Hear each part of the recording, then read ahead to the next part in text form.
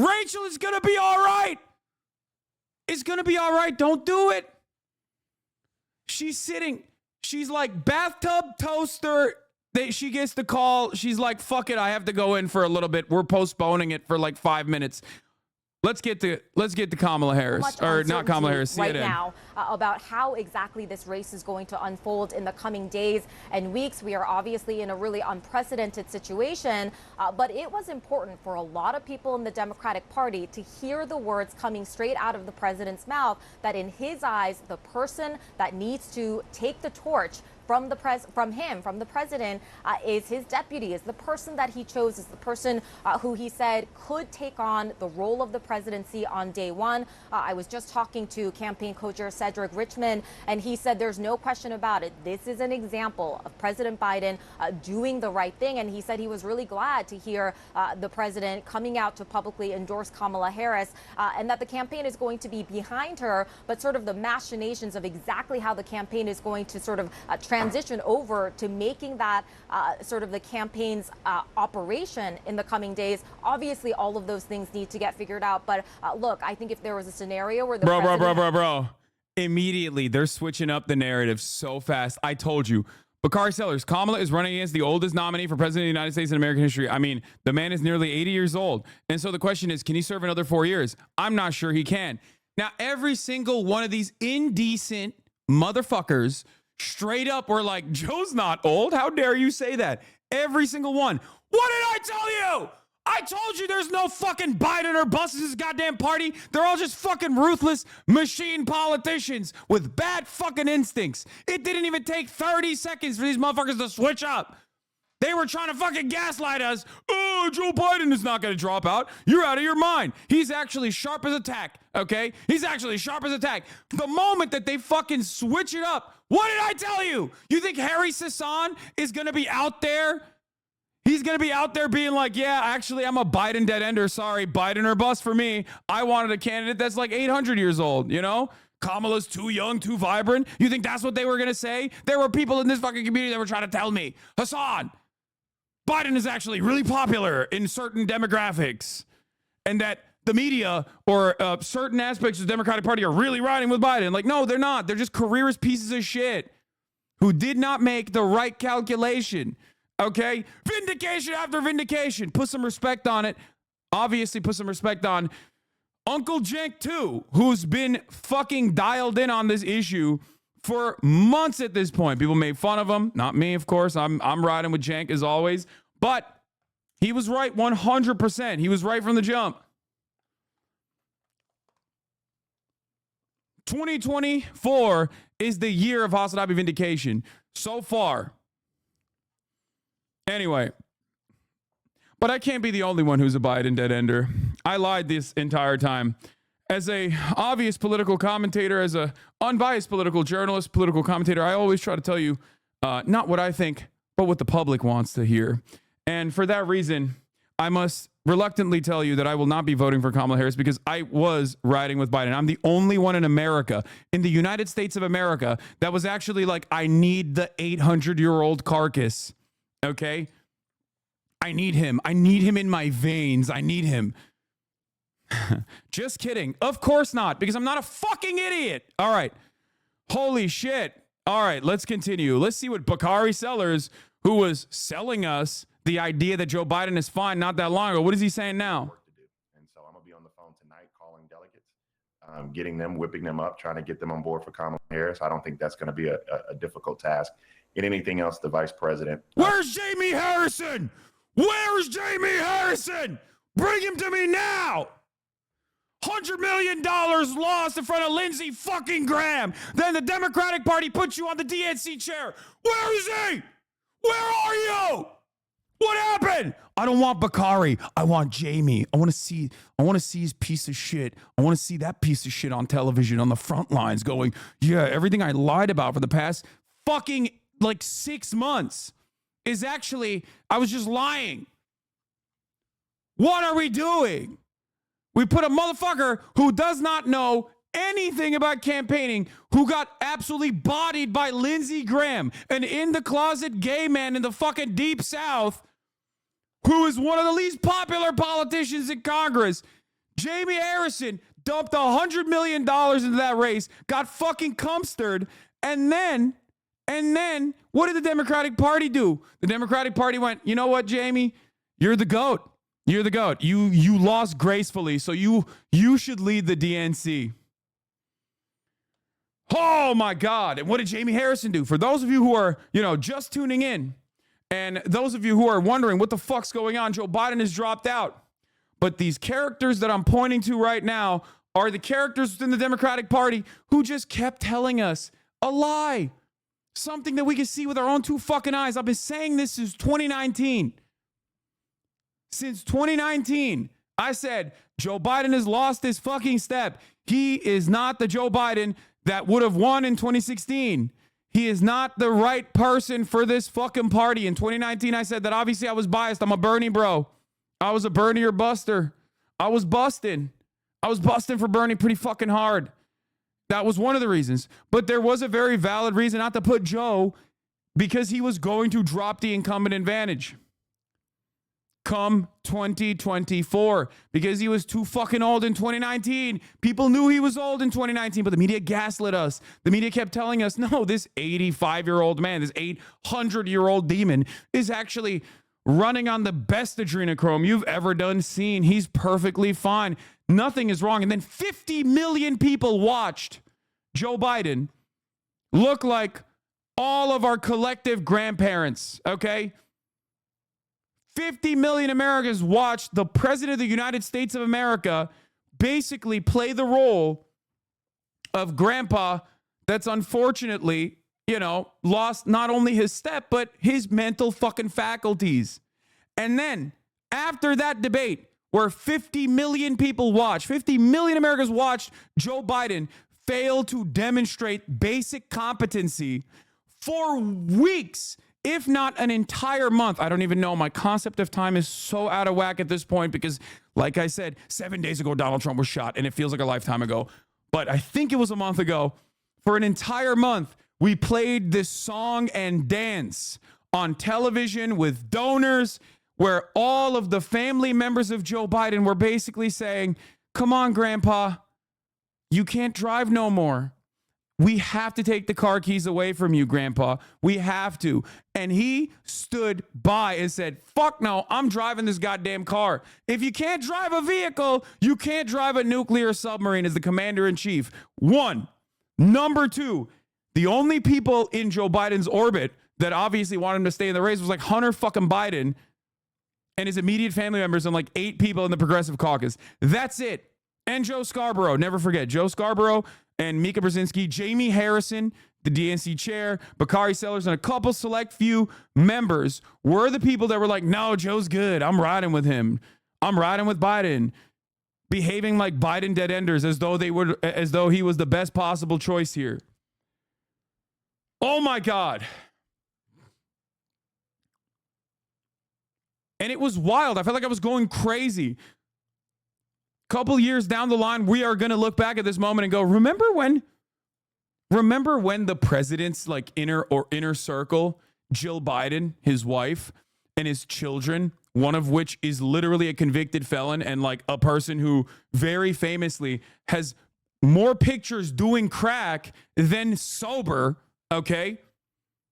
Those were the guys who were like, you have to stay in this race, honey. You have to stay in this race. When the entire country was like, what are you doing? 67% of Democratic Party voters were like, we have to swap Joe out. 67%. 70+% of the entire country. 70% of independents. The entire nation was like, what are we doing? What the fuck are we doing? So yeah, I will be taking a fucking victory lap on this day, and I will not be nice about it. Oh my Lord. You should have known. You should have known when Hillary Clinton came out, okay, like 3-4 days ago and said, no, Biden should stay in the race. Listen, I get it. You feel like you deserve to be the president. You felt like it was your time in 2016 and you got ritualistically humiliated and refused to learn any lessons from that humiliation. And then You stuck to it. And now it sucks because there's another woman. There's another woman with a likelihood of possibly winning the presidency, as a matter of fact. And it's those words are never going to be Madam President Clinton. It's if it happens, it's going to be Madam President Harris. It's going to be Kamala Harris. And that probably just stings you right in the fucking heart. Every time you think about that, you're like, ah! And you deserve it because you're a bad person. Hillary Rodham Clinton, you are a bad person. You brought Donald Trump upon this nation for 4 fucking years. Your incompetence, you and you alone, and all of those in your immediate fucking circle is responsible for Donald Trump. They did the Pied Piper strategy. They propped up Donald Trump. They said Donald Trump would be the best possible person to run against, and Donald Trump defeated you. Your instincts were so bad. You're like, Wisconsin, I don't need to go there. Why the fuck would I go there? You know what I mean? Oh, blue wall my ass. And for a moment, I thought this was a rerun, that this election cycle was seemingly a rerun. Bad candidate that many people are not enthusiastic about going up against an unknown entity in 2016, but a known entity now, for better or for worse. And I will get into that in a second. But I told you, it was like, this is not a 2020 rerun. This is a 2016 rerun. We have a person who's gripping on when everyone else is reading the fucking room and recognizing that this situation is untenable. This is not good. It's not good at all. That he is going to most likely lose to Donald Trump. Okay? Here's the DNC chair, Jamie Harrison, only 48 hours ago. What a difference 48 hours makes. We'll see. Oh, we'll fucking see, baby. We'll see what kind of difference that makes, won't we? Haha. Let's see what he had to say, actually. You know what? Let me be ruthless today. Let me be a piece of shit. Let's see what he had to say. He said, just in case you didn't know, I'm still riding with Biden 2024. The polls that are most important to me is when I hit the ground and I interact with folks. Look at the crowd that Joe Biden talked to at the NAACP. Can you imagine bringing up crowds when you're Joe Biden and you're running up against Donald Trump? Joe Biden never in a million fucking years had the same level of fandom as Donald Trump. He did not. And he never did throughout his entire political career. Okay? And he did not when he was the vice president. That was for Obama. And he did not when he was the president. Okay? And he is the president still. The idea that you would ever bring up something that Trump is objectively good at, which is no metric of success anyway, because Trump drew significantly larger crowds in the 2020 election and still lost to Joe Biden. The idea that you would bring that up when you're running against Trump is so fucking stupid. Because the reality is 67% of Democrats said that they were voting against Trump. They were not voting for Biden. Whereas 60% of Republicans say they are voting for Trump. That's the difference. Okay? That's the difference. So for him to be like, oh, he draws a lot of crowds. Like, who are you lying to, man? Who the fuck are you lying to? These are folks who are leaders, black leaders in communities across this country. And then bringing this up, 52% of black voters in the Democratic Party said that they want to replace Joe Biden, that they said he was not competent enough to be president even. That's also bullshit.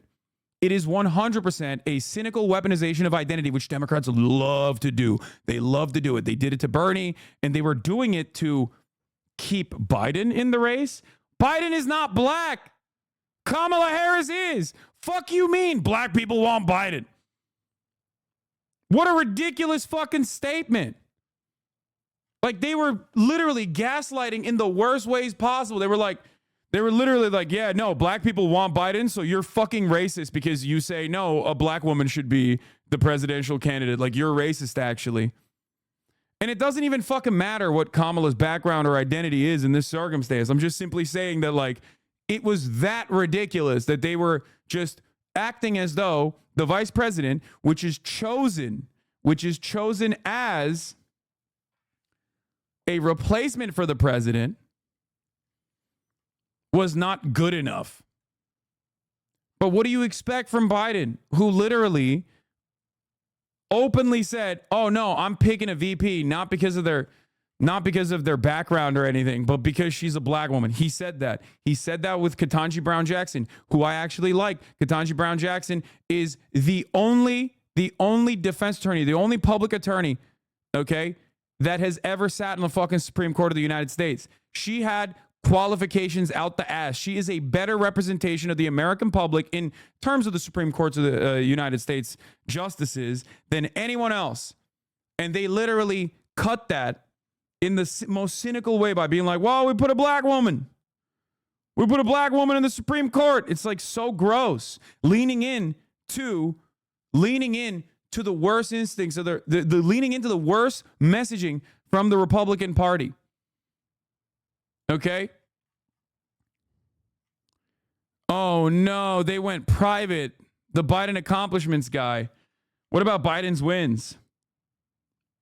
What about Biden's wins? It's so funny how the moment the money stops coming from the donors, they switch on Biden. Listen, buddy. It wasn't just the donors, but unfortunately for all of us, the only way to get these fucking assholes to do anything is through the donors. Okay? Is Harry Sasan okay? Of course he's okay. He's going to be the most loyal Fedayeen for Kamala Harris. A lot of these guys who openly said, no, I'm riding with Biden. You guys are wrong. They're all going to immediately turn around and, of course, endorse Kamala Harris. They're going to advocate for Kamala Harris. Okay? Of course they are, because they want to be party loyalists. I told you, no one in this goddamn nation was going, I'm voting for Biden because I like Biden and Biden alone. He is so charismatic. I love his policies. I love his legislative agenda. No one was doing that. That is precisely the reason why Biden was actually getting outcompeted with down ballot candidates in key states he has to win. Arizona, Nevada, Georgia, even. Like everywhere in the country, Biden was like getting outperformed by fucking Amy Klobuchar. Okay? By like 10 points. You were jerking off Biden 4 years ago. Kekleo. That's such a funny thing to say, because there has never been a moment where I have ever fucking given this dude even an ounce of credit that he does not deserve. If we talk about the NLRB under the Biden regime, great. Okay? I've defended that. If we talk about actually pulling out of Afghanistan, that is brave. Okay? That was the right thing to do. I'll stand by that. But everything else, especially in the lead up to the race and everything else post the race, he has gone back on. Don't be ridiculous. Anyway, do you have any guesses for who Harris will choose as her VP? White man. One of the whitest men you can find, okay? One of the whitest, most straight men you can find, okay? Not even like a little gay, not even a little zesty. Like you can't even have someone like maybe a little zesty. It just has to be like it's like a rerun. Barack Obama's perfect counter was like a racist, goofy white guy, Joe Biden. Kamala Harris's counter has to be like the driest white boy to ever do it. Okay? And I don't mean like Tim Kaine style white guy. I mean like an Andy Beshear or a Mark Kelly, that type of guy. Okay? If there's a cop dome, that actually fucking works even better. Mark Kelly does have the cop dome, the cop phrenology. JB Pritzker is great, but I don't think that'll be the case. But I do love, I like JB Pritzker. We need a tubby man. We need like a big rotund boy. We need to bring back big boys. I mean, look at this, bro. Draw dropped at this pic of Bashir's family. Bro, that's what I'm talking about. Motherfucker looks related, dude. And I don't mean just with his parents. No. Bashir is actually pretty solid. That's a joke. Those are jokes. Okay. All right, I need to sit down. Holy fuck. Holy moly, what a fucking day! Or not with his senior most staff. This was him informing his staff that the decision was made. I also just want to note, you know, in the letter that he sent, he said he is going to focus the rest of his term on making sure that he is finishing out the rest of the first term as well as he can, and really focusing on really just doing the duties of the presidency. What he didn't say there. Do the right thing, Brandon. Cut all aid. Put BDS on the map, Brandon. Do it. Netanyahu fucked you over. He fucked you over. You bear hugged him. He was a fake friend. Okay? Take that phone call when he comes in to the American Congress. His arrest warrant should be out by then. Okay? Coordinate with the ICC. Get that arrest warrant application to go through and then arrest his ass. I swear to God, dude. I swear to God. I will door knock for Kamala Harris. I will go around the nation. I will tell every single person to vote for Kamala Harris if this happens. It's not going to happen, but if it did, that would be pretty cool. Okay? Making the right decision. There is also a lot of anger, a lot of bad blood, a lot of hard feelings about the way all of this was handled by various Democrats in the party. I was on the phone with campaign co-chair Cedric Richmond, and he unleashed some really harsh words on the donors that in recent days had refused to give to President Biden. And he said that what the donors had done was create a self-fulfilling prophecy, because essentially when the money dries up, there is no way that you can win. And he was saying, look, the donors basically ensured that this was a no-win situation for the president. He said the donors now better pony up, and we are actually seeing the first signs of donors actually turning around and saying, yeah, now that he has decided to step down, we are going to continue supporting this ticket. Wolf. Dramatic developments indeed, and historic developments we're watching very, very closely right now. MJ Lee at the White House. We'll get back to you. We'll get back to our panel shortly. I want to go to Caitlin Collins, who's also covering all of this for us. Caitlin, these are dramatic developments, and it's come as a surprise to a lot of us after the President of the United States for days and days kept saying he's in it to win it. He's not going anywhere. He's staying in the race. Then all of a sudden, he posts this letter to the American public saying he's no longer. It wasn't all of a sudden. Everyone knew it was coming. I knew it was coming, and I'm a fucking dumbass, okay? I don't have insider sources or anything. Well, maybe a little bit, maybe some. But come on.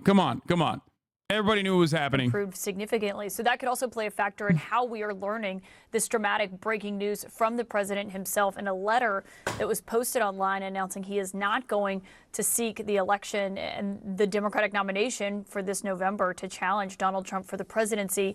Jamal Simmons is here with us. He is CNN political commentator, but also, and more importantly in this moment, the former communications director for Vice President Harris. And Jamal, I want to talk to you about the Harris dynamic of this, because Senator Mark Warner of Virginia has just lined up behind her. We're watching closely to see what Democrats are saying about this. But first, you worked inside the Biden White House. What's your reaction to this news from the president? You know, it's an incredible amount of, we kind of thought the this was DNC coming. chair blocked me. Gosh, Oh, it's damn. still so sad, right? I mean, Joe Biden is this American hero. He's such a patriot. It's not sad. Saved us from Donald Trump. No 4 one years is ago if sad. you're a Democrat. Literally And not a single person is sad. Hunter Biden is sad. His ass ain't getting a pardon. Oh, no. Oh, his ass is going to federal prison, big dog, okay? That's the one guy who's sad right now, and he can suck me. I was a big Hunter Biden advocate for the longest time until I saw his fail son ass in the fucking White House attending meetings with the fucking staffers, sitting side by side with Joe Biden, being like, nope, please keep running, Pop. Please keep running, Papa. Bitch ass. Saying essentially that he did not believe Biden Lock could him defeat up! Donald Trump if he remained on the ticket.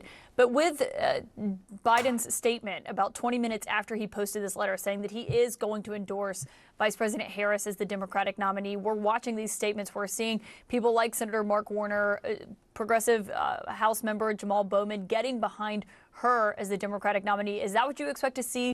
If Republicans try to run the gambit of being like, we're going to sue to make sure that like Kamala is not on the ballot before the convention even happens, okay, the entire nation will collapse on them. Do you understand me? That was one of the many reasons why I said There's no fucking way that they're going to like try and hold this up in the court system. They can try. They can try because they're panicking right now. That is the worst possible thing that they can do. Why is that the worst possible thing they can do? Because that feeds into they want to end democracy. They have no respect for democracy narrative. A smart staffer, and I know many of you motherfuckers are watching me right now. If you are in those fucking rooms, that's the angle. Oh, really? The convention didn't happen, and that's how scared they are that they can't run a normal race. So they're going to try and do like the exact same thing that they did last time, like with January 6th when they tried to do false electors, when they wanted to like do some weird court process to undermine the will of the people. Really? How about you fight on November 5th? How about you fight in November? Why are you trying to fight in the fucking court process? It's the easiest messaging dub of all time. Mike Johnson called it illegal. These fucking pieces of shit in the Republican Party, they have the audacity. They're like, oh, sorry, you can't do that. Fuck you mean you can't do that? There's no procedure that is actually was put into motion. Okay, you can cry. You can cry until you have no more tears left. Oh, 14 million primary voters who cast their ballots for you. Am I right? Fuck them up. You're fucking them over. Suck my dick, dude. Your account's called End Wokeness. Keep crying, okay? These are the types of people who like imagine trans people in their minds and then fucking have an aneurysm, okay? These are not serious people.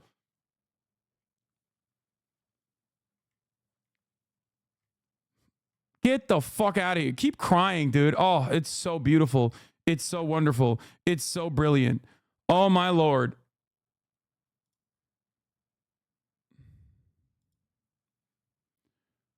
Cernovich? I thought it was Jack Posobiec. By any objective analysis, we witnessed a coup. Yeah, dude, totally. Totally. Yeah, they're chirping. They're chirping so hard because they know that Biden was a weak candidate. And they know that anyone that's like even remotely competent is actually going to be a stronger candidate than the fucking carcass. There's enough movement. There's enough momentum. There's enough movement and enough momentum in the Democratic Party. They got juice right now. They got motion. Okay? They do. Now, I need you to understand something. They can still fuck it up. And the Democratic Party always fucks it up. Okay? So these upcoming months are very important. Okay? They're very important. Kamala Harris has to basically undo a lot of the last minute motions from the Biden administration without actually creating a big enough rift in the party. Okay? It's not going to be from Kamala's side. It obviously is going to happen with competent administrators around her. And I really do hope that they have that. Okay? CNN, avalanche of donations pouring into Harris campaign.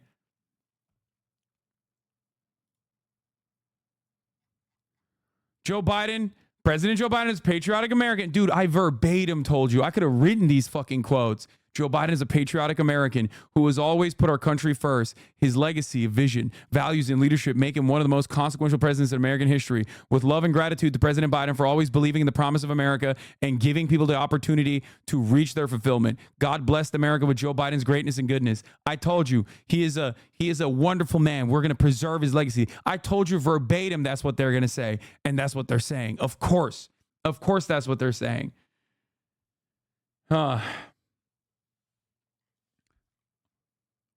You said a white man for vice, but I'm trying to think Buttigieg is up there and the gay thing might make it hard. Nah, I don't even think Pete Buttigieg like reads as gay. I think Pete Buttigieg is just like not very likable. He's too much of an elitist. And Kamala Harris is already like got that. You need a salt of the earth type dude, okay? You don't need a guy who is basically like gay and a little bit more charismatic JD Vance. That's what I think though. Who knows what the Democratic Party will do? Okay? Endorse Harris now. Are you supporting Kamala Harris? Good job, Nancy. You pulled off another insurrection. Totally disappointed with the elites, the Democrats, and the MSM. Joe Biden did not deserve this hack job. I will continue to vote for Joe Biden. That's a bot, okay? That's not a real person. Get the fuck out of here. By the way, obviously, this community, well, right now we have 117,000 people in here, okay? So this community is a little bit different. Well, right now, there's probably a lot of normies in here as well. Having said that, however, okay? By and large, this community is a little bit different than other communities. We pay a lot of attention to politics. We're kind of losers that way, right? And not just when like shit starts popping off. So what do I mean by this? Why am I saying this? Because a lot of normies that see this shift will actually register to vote. I believe it. Okay? We're brain broken. We already have made up our minds a long time ago. However, a lot of normies, a lot of people on TikTok, a lot of people that are in demographics that literally were just like, I'm not too invested in this race. It's a rerun. My life is not better. Will actually start paying attention. And that's why it's very important. It's very important that Kamala Harris stays strong on her messaging, sticks to issues, and actually says like, look, we are continuing this progressive agenda. It's bold. We are not letting the Republicans ruin democracy. We're not letting Donald Trump become a dictator on day one. None of that. And we're also restoring reproductive rights for everyone in this country. We're going to do that. We're going to fight tooth and nail. Okay? We're going to claw back those civil liberties that the Republican Party tried to take away from you. Okay? That's right. No more ad breaks at the top of the hour. Sometimes they come in the middle of the hour because I'm an hour in now. 3 minutes long. Okay? No more. Medicare for all, gifted subs for all. At the top of the hour and sometimes in the middle of the hour, there's a 3-minute ad break. If you no longer want to see those ads, all you need to do is subscribe. You can do that for $6. You can do that for free with a Twitch Prime. Twitch Prime is free. Mess Survey, thank you for the 5. Akabidi, thank you for the 20 gifted subs. Thank you. We're going to look at Donald Trump and what he had to say as well. Here's the 3-minute ad break now, Jack.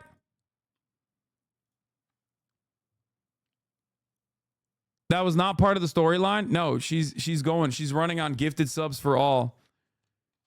Anyway, I'm so fucking fired up. A lot of people will be like, oh, this is like your Super Bowl. And it's like, they don't understand.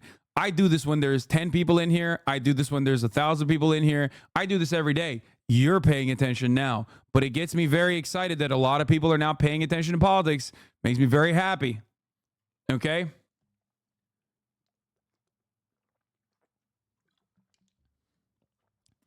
What about Josh Shapiro? I think Josh Shapiro is too green.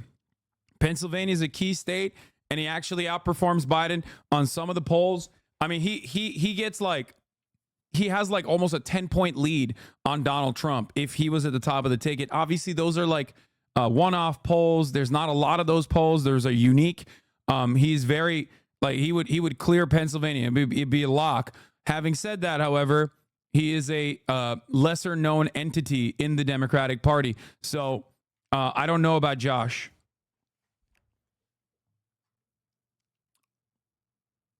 Anyway, Taylor Swift, brother, is the win. Anyway, you know what I think? You know who I think should be Kamala Harris's running mate? Joe Biden. And if Joe Biden is not interested in the vice presidential position, then it should be Jimmy Carter. And if it's not Jimmy Carter, we should just find the oldest possible person we can. You know what I'm saying? Why not? Fuck it. YOLO. You know, it seems like that was fine. Yeah, reach across the aisle. Get Dick Cheney to be your VP. He has a lot of experience in that field anyway. Joe Biden said, "My fellow Democrats, I have decided not to accept the nomination and focus all my energies on my duties as president for the remainder of my term." Verbatim what I told you he was going to say. "My very first decision as the party nominee in 2020 was to pick Kamala Harris as my vice president. And it's been the best decision I've made. Today, I want to offer my full support and endorsement for Kamala to be the nominee of our party this year, Jack. Cut the malarkey, Democrats. It's time to come together and beat Trump. Let's do this. Let's do this. Thank you, thank you, thank you.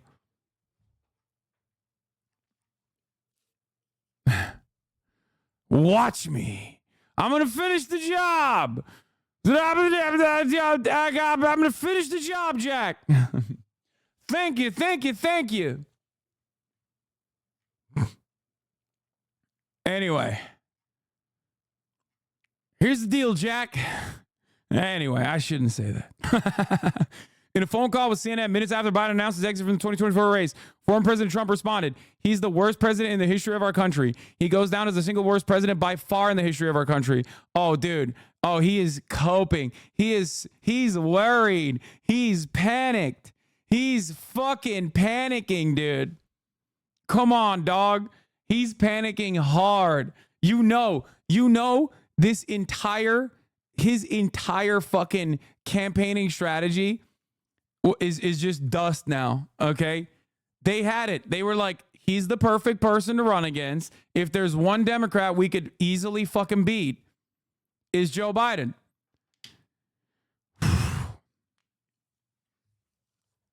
It's motherfucking Joe Biden. And now they got to cast aside all those campaign ads. They got to toss them. They have to toss them. They have to restart. Woo! Everything that the RNC did, even though they tried to message it, why is my family calling me in this moment right now? That's crazy. Even though everything that they did, they tried to on the last second swap to like a unity message. They tried to make it seem like they weren't attacking Joe Biden. Donald Trump mentioned Joe Biden by name like once or twice. You know what I mean? And just kept saying this administration, all of that is still hollow. It's still gone. It's Joever for them. Okay? It's freaking Joever for them, baby. Whoo! Ken Klippenstein with another leak. What happens to this account if Biden loses? The name of the account is Biden's wins, not Biden's loses. There are no plans to lose. He said, any updates to this?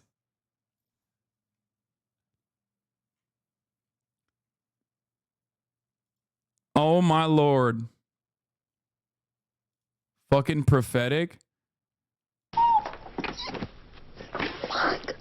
Yeah, I love Veep. I might do a rerun. I might watch Veep again from the start because this is a very Veep ass election cycle. Straight up.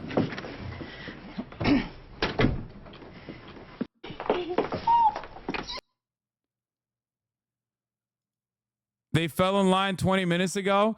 I'm 100% with Kamala Harris. You should be too. Retweet and follow to make sure all Americans are ready to defeat Donald Trump. Of course they are. Of course they are. They immediately started a new account called Kamala Harris's Wins. Wow. What is this? Biden lettuce? Oh, we had our own version of this? Well, I guess the lettuce won. We had our own version. By advocating for Biden to drop out, Hassan said in the motion, the end of Western civilization as we know it. I hope you are happy, sir. Bro, your name is Anatolian Alt. What are you talking about? Anatolia will rise again, brother. Don't worry. Anyway, let's check in on Donald Trump, who is definitely not mad right now. Let's see what he had to say. Crooked Joe Biden was not fit to run for president and is certainly not fit to serve and never was. He only attained the position of president by lies, fake news, and not leaving his basement, which is a cell phone, by the way. That is, you're owning yourself. You're saying that a cadaver basically like was on a stretcher the entire time and stretched his way into the presidency against you, the powerful being that you are, supposedly. Okay? Just a reminder for that. Also, what happened to unity, sir? Where's the unity? All those around him, including his doctor and the media, knew that he wasn't capable of being president, and he wasn't. And now, look what he's done to our country with millions of people coming across the border, totally unchecked and unvetted, many from prisons, mental institutions, and record numbers of terrorists. I suspect that if there is any narrative damage that is the most significant to the re-election campaign, to the election campaign now of Kamala Harris, it was done by Joe Biden at the last minute when he tried to pull this fucking right-wing Donald Trump's own border policy agenda. Okay?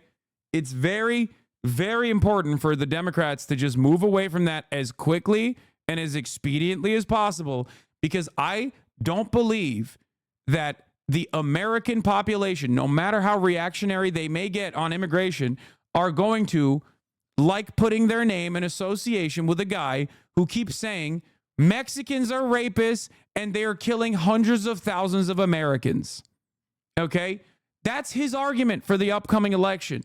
That is insane. You are not only hallucinating, but you're actually now hallucinating at a level where it's like objectively untrue. Okay? It's like, I was thinking about this last night. He's like, hundreds of thousands of Americans are being murdered by undocumented migrants every year. That's what he was saying, right? And it's such an insane thing to say that if someone counter messages against that and goes, you're out of your mind, that is objectively untrue, empirical evidence suggests, like, there's no data for this. Data actually shows the exact opposite, that undocumented migrants are responsible for less crimes per capita than natural-born U.S. citizens, okay? And they keep hammering that in. And they keep trying to explain to people what the process in which the deportation of 10 million plus people living on U.S. soil right now would look like, and how similar that is to Nazi Germany. Americans will move away from that. Americans will go, okay, that's a little bit gross. Okay? You lost Americans at Imperial. I don't care. That part is like, that part is fine. They don't have to say that.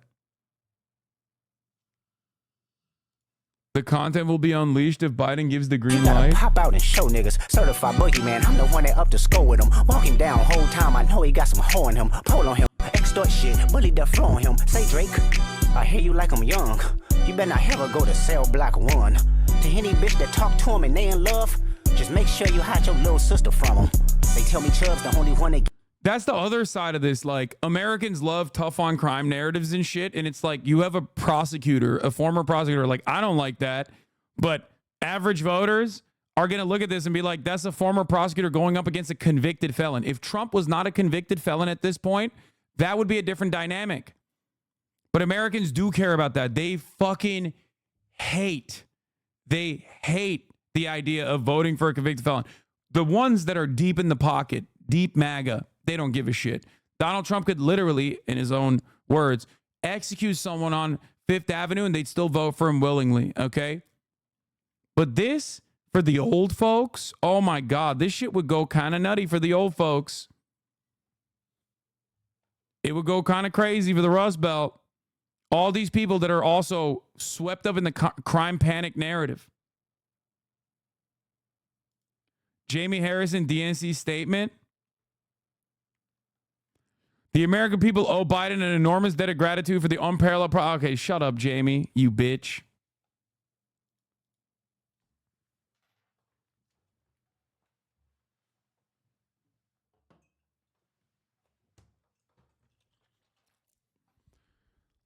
It's a little bit dependent on which narrative the Republicans go with. If they turn around and try to go with like, Kamala Harris was actually a woke DA or something, then it's a little different. But we'll see. We'll see. I'm thinking about it right now. There's a lot of things happening in my mind. Okay, too many things at once. We didn't even talk about my fucking fat ass dub against the FaZe boys yesterday. That was crazy. That was wild, but that's besides the point. I've officially reached, for those of you who were watching yesterday, I officially reached UNC status, W-UNC status, as a matter of fact. So that was pretty fire. Zoomer's calling you Jokic. Yeah, I saw that. Oh, shoot. Yep.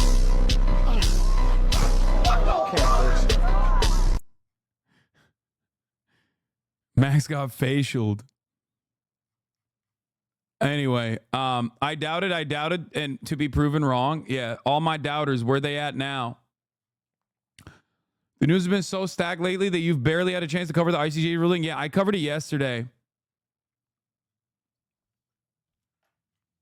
Hey gang, just woke up. Hey gang, just woke up. Did I miss anything significant? I found out Biden dropped out from the race from Hassan the Hunt's TikTok. What the fuck? That's why I posted that TikTok. I thought it'd be the funniest possible way for people to find out that Joe Biden dropped out of the race. RFK probably going to drop and endorse Trump. We'll see. I could see that happening. Even though RFK Jr. was like, I mean, he's crazy, man. I could see him fucking endorsing Kamala Harris, low key, because he's a weird dude, brother. He's a weird fucking dude. It's less likely, but it's more likely that he definitely. It's more likely that he endorses Trump. But he's weird as fuck, dude. He's weird as hell. Anyway. Get your hand-me-downs and party at the party playing with his nose now. And Baca got a weird case. Why is he around? Certified lover boys, certified pedophiles. Wop, wop, wop, wop, wop. That fuck 'em up. Wop, wop, wop, wop, wop. I'ma do my stuff. Sometimes you gotta. Not if Trump offered him a position at the FDA or some shit. He had pork tapeworm, T. soleus that caused cyst formation, seizure, and brain. Med student here. What? Yeah, I mean, either way, he drops out, and like, it's probably beneficial for the Democrats regardless.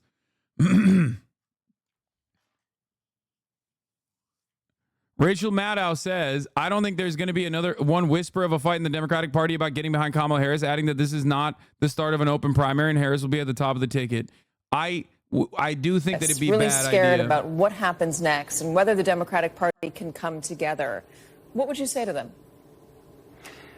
I think that the Democratic Party was in really bad shape with the concerns about the enfeebled public appearance of the president. And that debate shook people, not only because it was one bad performance, but because it underscored, reified, and validated some niggling concerns that people had had about the president's age and his...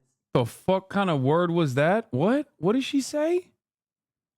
What? It underscored, reified, and validated some niggling concerns that people had had about the president's age and his health and his capacity. And it I have never heard that word in my entire life. I'm sure it's a normal word.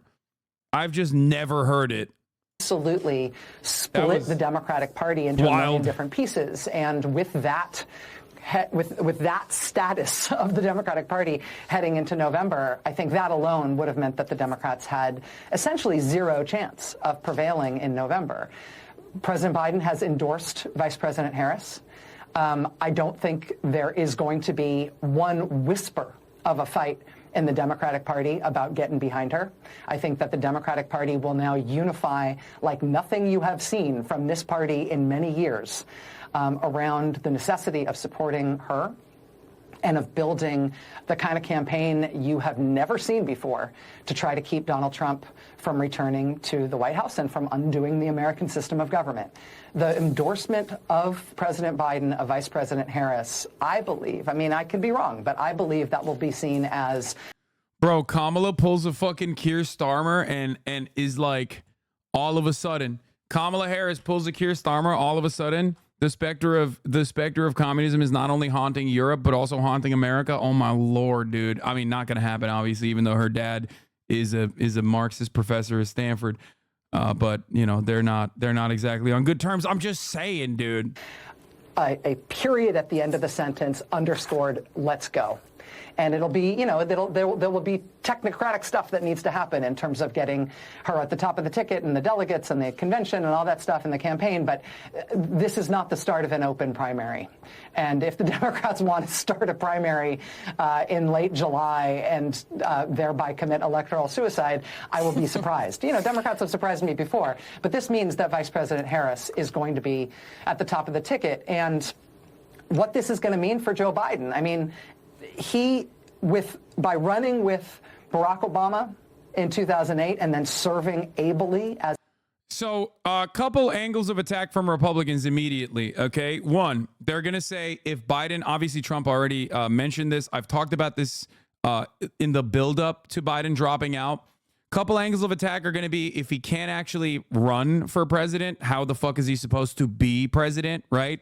And to them, the counter is pretty easy. You just say, look, I think Americans deserve like a younger, more vibrant, more dynamic person, and I did my job. I've been in office for 50 plus years. You know, I've been in office for so long that I think it's like the right thing to do. I think I wanted to give the Americans an opportunity to put a fresh face on this like bold progressive agenda, right? And I feel like there's an effective counter there for that. But that's one thing that they're going to do. They're obviously also going to try and sue at every state to be like, no, you have to put Joe Biden on the ticket, even though he's literally not even the fucking candidate yet. The convention hasn't happened yet. So another avenue of attack is obviously that like Kamala Harris was the vice president and she knew that Biden's mental faculties were not in order, which is why I thought that was another angle of attack, an avenue of attack that is like pretty solid, which is why I thought that the Democrats could not be so open and so bold about Joe Biden's mental faculties diminishing, which is why him staying in the race post that debate or even doing that debate was really, really stupid. But if that debate had not happened, ladies and gentlemen, today I will say this. I want to thank all of the fucking idiots in Biden's orbit, in Biden's close circle, that thought that that debate that happened this early was a good idea, that Biden will be able to demonstrate competence in that debate. Because if it wasn't for them, we would be fucking slow rolling this demented old man into the convention, and I would be still screaming for the fucking rooftops that he's going to get cumstered by Donald Trump, because he's going to keep having those moments. He's going to keep having those moments, and the Trump administration is going to keep fucking, or the Trump campaign is going to keep hitting those moments over and over again. The tweet that changed it all. Yep. Thank God. Thank the fucking Lord, dude. Holy moly.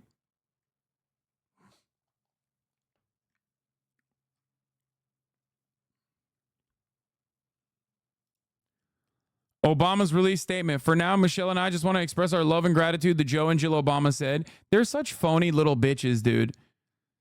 Yeah, fuck Obama. I mean, he is just objectively a bad person. Like, anyone who kept Joe Biden in the race for this long and then doesn't immediately turn around and go, I'm 100% fully behind whoever is the top of that ticket, which is Kamala Harris, is a bad person, okay? If you care about the Democratic Party, or even more than that, if you care about Donald Trump not being president again, you can't behave in this snake-like fashion, okay? This is some snake shit, straight up. This is just like personal pride and being fucking annoyed with the situation and not like, oh God. And not immediately fucking falling in line because it's outside of your control in the party. Anyway,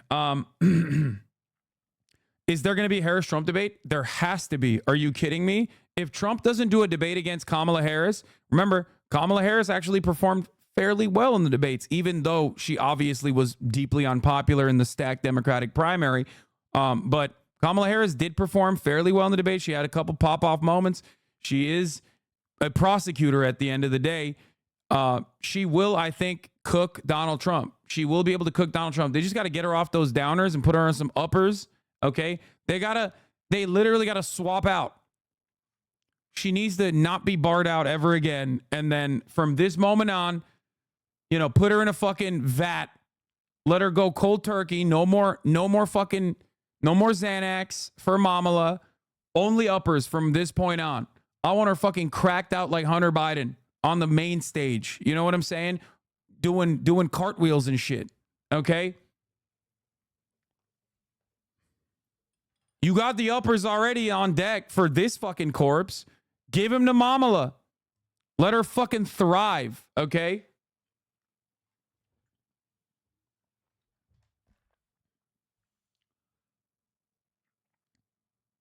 My name is Harry Hassan. I'm 21 years old, and I'm fully supporting Vice President Kamala Harris in 2024. Who's with me? Of course he is. That's my goat. No disrespect to Harry Hassan on this broadcast, okay? I love him. This happened to you too, bro? What is this? They said get your ass back into the studio? What is this? Enjoying a Wolf Spritzer at El Presidente restaurant here in DC. They said get your ass back to the studio. It's true. This happened to me as well. Objectively. Do you think they will run with a Kamala versus felon Trump narrative? Potentially. I don't think it's that bad of a narrative. Democrats have raised $5 million in just over an hour. Holy shit. Jesus Christ, dude. Listen. The fight is not done. Okay. There is still, this is not a moment of celebration beyond the fact that Genocide Joe is out. Okay. Jim Crow Joe is out. And it's like a very different race now. But in some respects, it's not all that different in the sense that Donald Trump is still very much, he's a weak candidate, but very much a candidate that has a shit ton of momentum. Okay. This swap out, I hope, will activate a lot of those in the margins, a lot of young voters, Hispanic voters in general, that have not been paying attention in key states. And Kamala Harris's genuine separation from Joe Biden on the issue of Palestine will actually play a significant role here. Okay? It will. Kamala Harris, months ahead of Biden, kept leaking to Politico and other outlets that she was like for a ceasefire, that she was just like that to me absolutely shows decent political instinct, regardless of the fact that she's been really awful in the past 4 years with respect to how she's like basically hemorrhaged her staff and how she's played the role of like a person doing side missions and kind of goofy overall.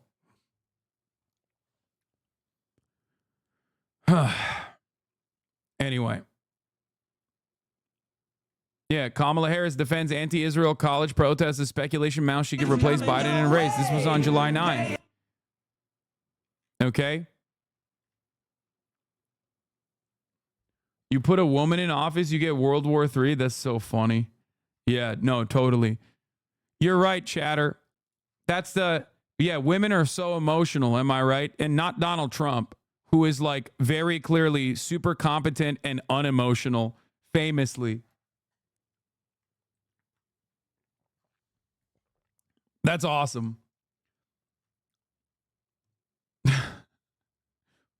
Dude, it's 2024, man. How are you still operating with these ridiculous fucking narratives? Like, I don't understand. Are you a fucking ape? Are you a goddamn caveman? Like, what kind of a statement is this? And I'm not even saying like Kamala Harris doesn't have a shit ton of weaknesses. I certainly did not want her as the candidate in 2020, okay, in those primaries. Like, I'm not exactly super fond of Kamala Harris either. This is not the moment for that. That's neither here nor there. And I will get to that eventually. But like to say it's because she's a woman is so stupid. And especially when one of the most pressing issues on this election is going to be on the boundaries of women's reproductive rights. Okay? Thank you, Mr. President, for your service and stepping aside. Yeah, Austin is doing victory laps right now.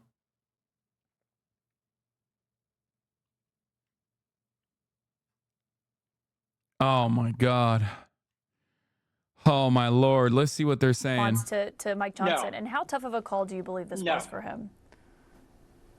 No, I think that is He's ridiculous. Crying. I think President Biden has shown in recent weeks his ability to handle and manage complex international matters, to continue his lifelong record of service and his legacy of leadership in foreign policy. Bro's and to make hard crying. calls, Okay, this is glazing. This is glazing. This is too much. Stronger and safer. It's too much. It's too much, Chris Coons. You can't be doing that. That's too much. That's illegal, bro. You're crying about an 82-year-old We are man. still negotiating our annual appropriations bill. He didn't die, bro. He didn't die. He's still alive, barely, but still alive, motherfucker. What are you doing? Peace in Gaza and a stable and more secure future for Israel and the Israeli people. Joe Biden has more experience in foreign policy than any national leader. And to have him step aside now, I think would be Dude, yeah, we need to keep Biden in the office, actually. The one guy from Delaware who's like, we got to keep him in office. And I know you've got to go, Senator Coons. You're joining us on just breaking news that is happening as of this moment. Last question: President Biden said that he'll address the nation later that's this my week. opinion. For people watching, that's what I'm thinking. That's the Rust Belt, okay? You know, that's like everyone in the Rust Belt is basically like, I'm a Wisconsin voter who works at an HVAC business, and I was thinking like, I want a president that will protect Israel. That's what I was thinking. You know, that's my one vote. Okay. I'm a Western Pennsylvania voter. Okay. I worked in the fracking industry pretty much all my life. And I'm thinking, who's the president that brought Finland and Sweden into NATO? That's my guy. I'm writing with Biden. I will write his name. Okay. I will write as a writing candidate. He is my guy. I don't care. I'm not voting for anybody else, okay? And he laid out for what we could do together if we put down the tools of partisanship, come together as a country and legislate and solve problems. 3.5 years later, I've had a chance to watch Joe Biden sign into law landmark bills, the most consequential legislative record since LBJ. And I expect you'll hear from him when he speaks in a few days about his confidence in the American people, the urgency of our coming together and putting aside partisan bickering and embracing the bright future that our country can have if we will just work together. Yeah, massive news from him this afternoon. Senator Chris Coons, thank you for jumping on with us on this breaking news. I really do appreciate your time. Thank you, Caitlin. This is CNN Breaking News. And if you're just joining us, I'm Wolf Blitzer in Washington, D.C. My Caitlin goat. Collins is joining us My from goat, New York. Wolf. I want to welcome our viewers here in the United States and around the world. We're following major breaking news. President Biden has just dropped out of the 2024 presidential race and is publicly endorsing Vice President Kamala Harris to be the Democratic presidential nominee. He made this historic and stunning announcement just before 2 p.m. Eastern earlier today, sending out a statement that reshapes the 2024 presidential race just 1 month before the Democratic National Convention in Chicago. Caitlin. And Wolf, we're learning that Biden made this decision within the last 48. It's wild because technically Wolf is drinking on the job again today. Is we know that he was objectively getting zooted off his own fucking alcoholic beverage, the Wolf Spritzer. Okay, my man is drunk as a skunk right now. Okay, he's in the Situation Room going, yeah, that's right, baby, we did it. We did it. We served a 3-minute ad break at the top of the hour. We did it again.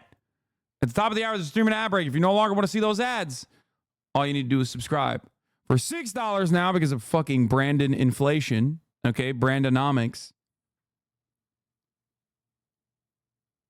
Or for free with a Twitch Prime. Twitch Prime is free.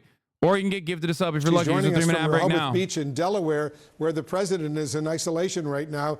Give us the latest. What are you hearing over there, Priscilla? It's so funny that he has COVID too right now. This is hilarious. Well, as the president was self-isolating at his residence here in Delaware from his positive COVID diagnosis, these were also days of self-reflection, days where he was clearly deliberating his next steps and whether or not he would run for re-election. We had that answer this afternoon when he put out that letter saying that he would step aside. Now, importantly, right after putting that out, he also said that he was fully throwing his support behind Vice President Kamala Harris to be the Democratic nominee and urging the party to come together. It was a remarkable moment after weeks of Democratic lawmakers, allies, donors calling for the president to withdraw from the race. Over the last few weeks, the president has had multiple private conversations with lawmakers. He has tried to assuage their concerns on the campaign trail, but none of it was enough, as lawmakers were still putting out letters just yesterday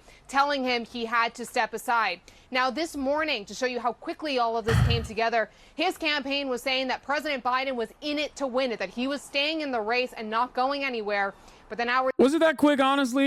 Like, was it that crazy? Like, was it that crazy? Before putting this out, he had notified his senior White House and campaign teams that, according to a source who spoke with our MJ Lee. And I am also told by a source that he spoke with Vice President Kamala Harris. Now, in the moment since, donors, too, have been throwing their money behind the campaign. That, too, was a challenge for the campaign.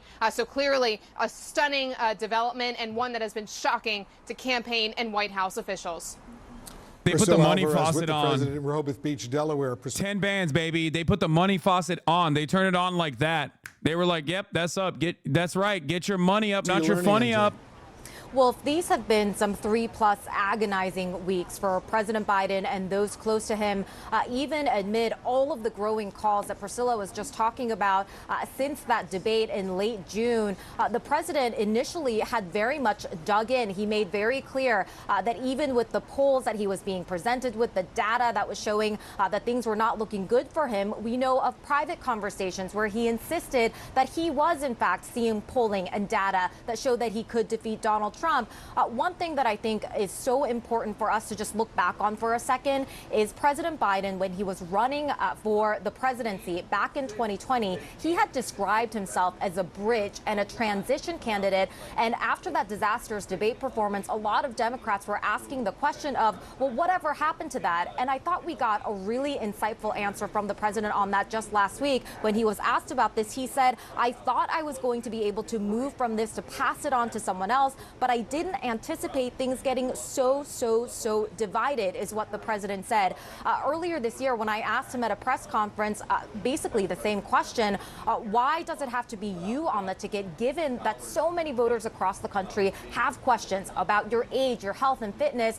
He said because he believes that he is the most qualified person to do the job and finish the job that he had started. So the picture that has emerged, Wolf, over the course of his presidency is that the president came into this job at the White House very much intending to be a transition candidate. But once he started doing the job, it became clear to him that it was going to be more difficult than he could have ever imagined for him to pass the torch, as he had once made clear he wanted to do back in 2020. Now, we should make clear for our viewers that the president, in announcing that he was going to drop out of the race, he also endorsed his vice president, Kamala Harris. And now the party is in a place where, even given that endorsement, they need to actually figure out the process of how they move forward and decide who that nominee is going to be.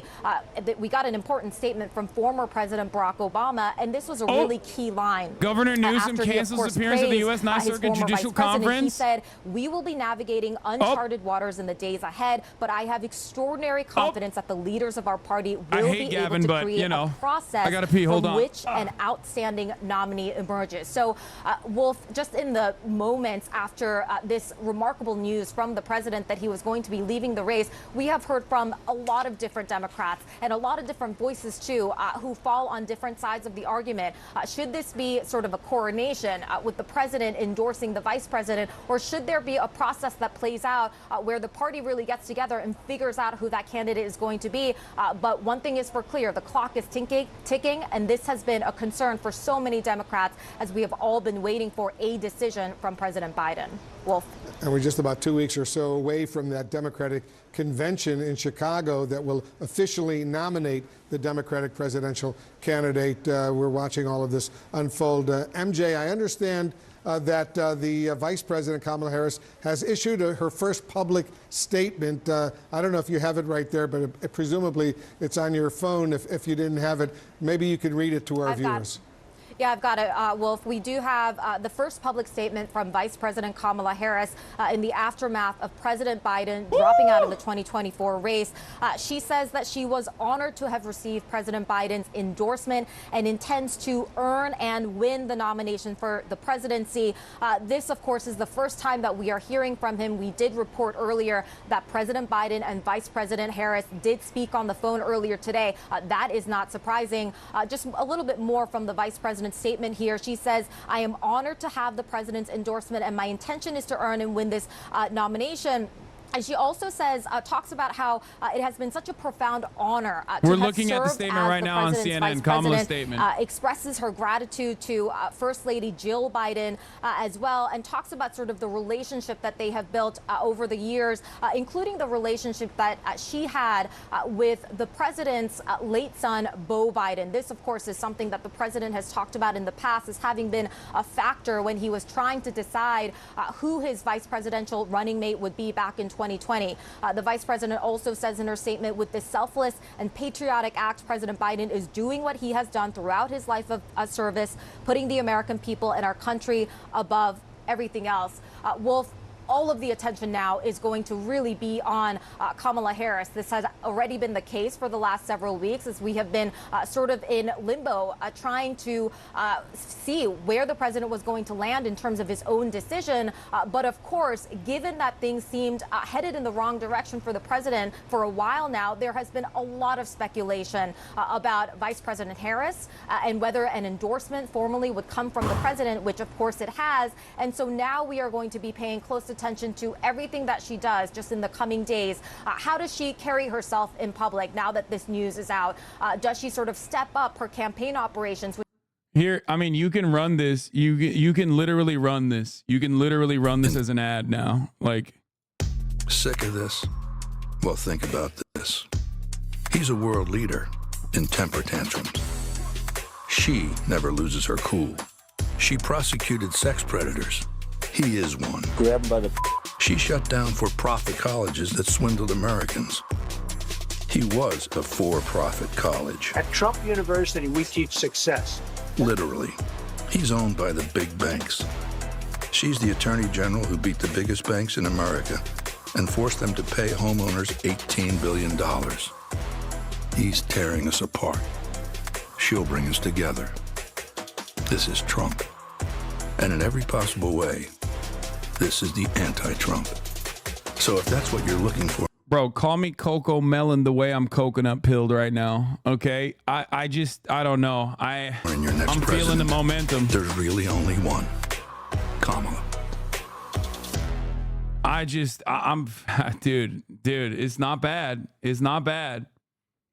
It's not bad. You were just talking about what this day means and the significance of this in a personal level. Bro, stop crying. Stop crying. You used to be a fucking Maoist. Stop crying. Oh my God, bro.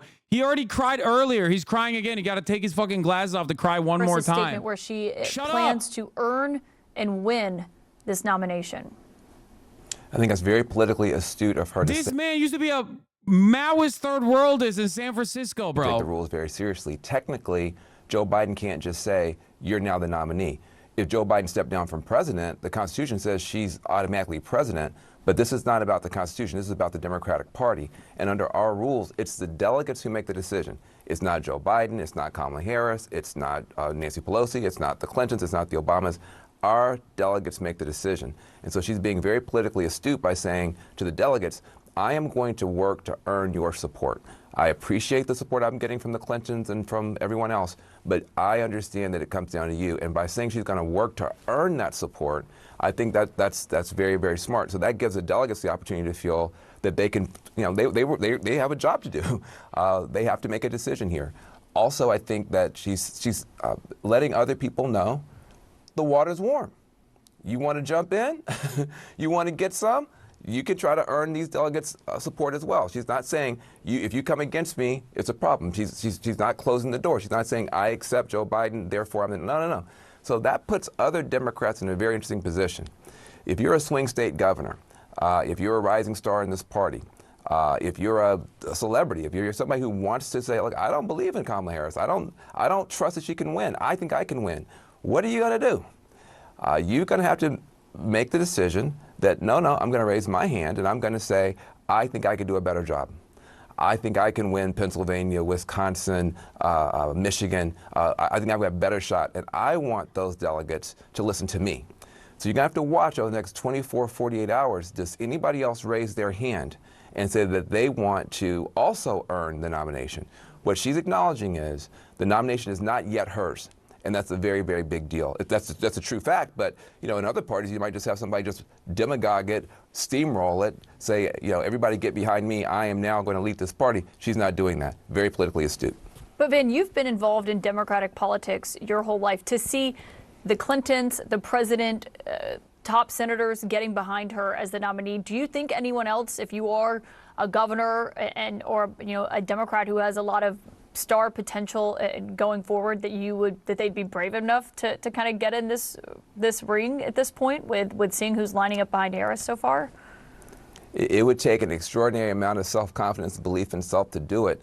But are there doors that are still open? Yes, there are doors that are still open. For instance, Pelosi hasn't yet said she's for Kamala. President Obama, as usual, is staying very, very neutral, at least publicly, to make sure that, because he is the rock star of rock stars in this party, that he doesn't tip it one way or the other. And so you do have some doors that are still open. And so, but the grade just got steeper because Joe Biden gave the endorsement. He gave it immediately. The Clintons came out immediately. Oh, there was another funny thing. Donald Trump literally donated to Kamala Harris while she was a candidate for state attorney general. A total of $6,000 in 2011 and 2013 combined. So that's something to remember. But I also want to check in on our fellow Defiant dads, specifically out of Brooklyn. Hold the line. We got this, he said. And then, he got the news. I hope he's doing all right. He was pretty fucking defiant.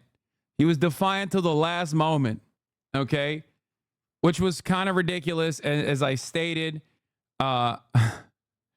these guys, these Biden dead enders were like hallucinating a world in which like Biden was going to crawl across the convention.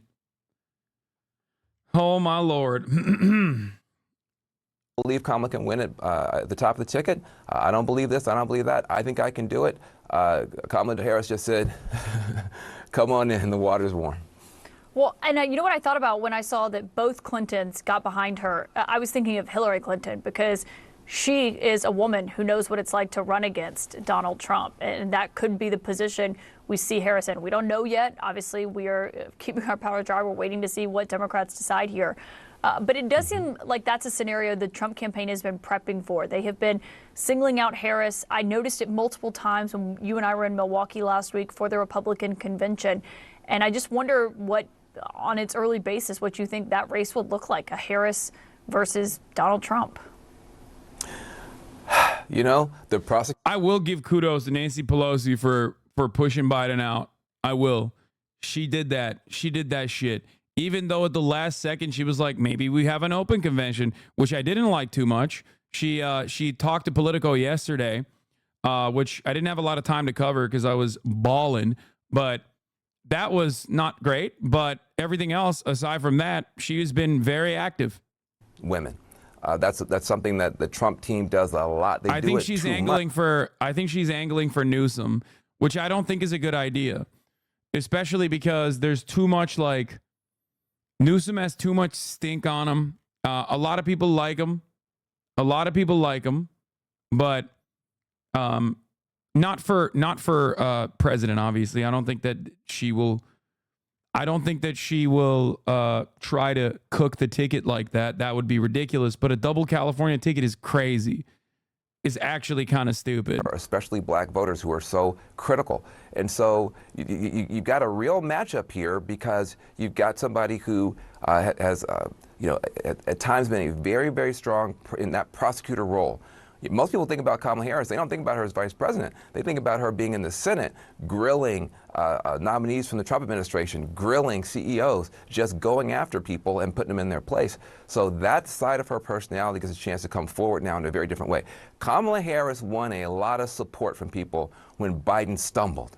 Biden stumbled. He didn't do well in the debate. Everybody was freaking out. And I was sitting right next to Anderson Cooper when Anderson Cooper brought Kamala Harris on. She was cool. She was calm. She was collected. She was strong. There was no time for anybody to hand her talking points. There was no time for anybody to write up a speech. There was no teleprompter. She had to just literally walk out. Okay, bro, they're just glazing. Oh my God, they have one speed. I swear to God, they have one speed. It's just glaze mode. They switched it up. They switched on our boy. They're so fake. Fake friends all around us. You know what I'm saying? They're just like that. Anderson Cooper response was mid. Okay. Kamala Harris was not exactly cooking in that fucking Anderson Cooper response in the immediate aftermath of the debate. To be fair to her, it was an impossible situation to like massage your way out of, to message your way out of, to manipulate your way out of. You couldn't do that. And she didn't actually do a great job either, but fuck it. Who cares? For Biden, but for Trump, he Slightly. just became the oldest presidential nominee in American history. Van Jones, obviously, we're going to be watching all this very closely. Van Jones, thank you for that. Wolf, Oh, back by to the you. way, Elon is losing And his Caitlin, thank fucking that for me mind. as well. Our viewers are always. Elon Musk said he's dumping 45 mil every month to a Trump super PAC. Then Trump came out literally the next night at the RNC and said, if you own an EV, you're gay. Literally. Elon Musk, who is still, you know, one of the quote unquote founders slash he's still the CEO of Tesla, right? I mean, most of his bread is buttered by Tesla. And this motherfucker was like, oh, I'm giving 45 million a month to Donald Trump. Donald Trump turned around and said, I'm going to abolish EVs, basically. At his RNC speech, he didn't spend as much time as he did on immigrants, but he basically was like, EVs are gay. You can't have an EV anymore. It's illegal. And this dumb fuck is still riding for him. Okay? He's still riding for him. Trump walked it back when he heard 45 mil. Yeah, but it doesn't matter because he's still like very anti-EV in his rally. So what's that about? And anybody that votes for the head of the United Auto Workers, this guy doesn't know what he's doing. He's approved all That's not what he said, Law. You just lying. Yes, brother. He didn't say if you own an electric vehicle, you are a homosexual. Are you new here? Obviously, that's not exactly what he said. I'm just saying he immediately came out against EVs in his RNC speech. Insane. Chatters are like, dude, that's not literally what he said. Fuck you. Yeah, I know. electric cars. And you know, Elon, I love Elon. This guy doesn't know what he's doing. He's approved all electric cars. And you know, Elon, I love Elon Musk. Do we love him? I love him. And anybody that long, massive tubes, and they're landing gently right on the dot.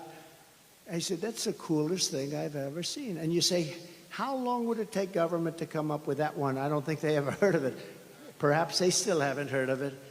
But, you know, he's a very advanced person, and he's doing other things that are great. Yeah, he's advanced, all right.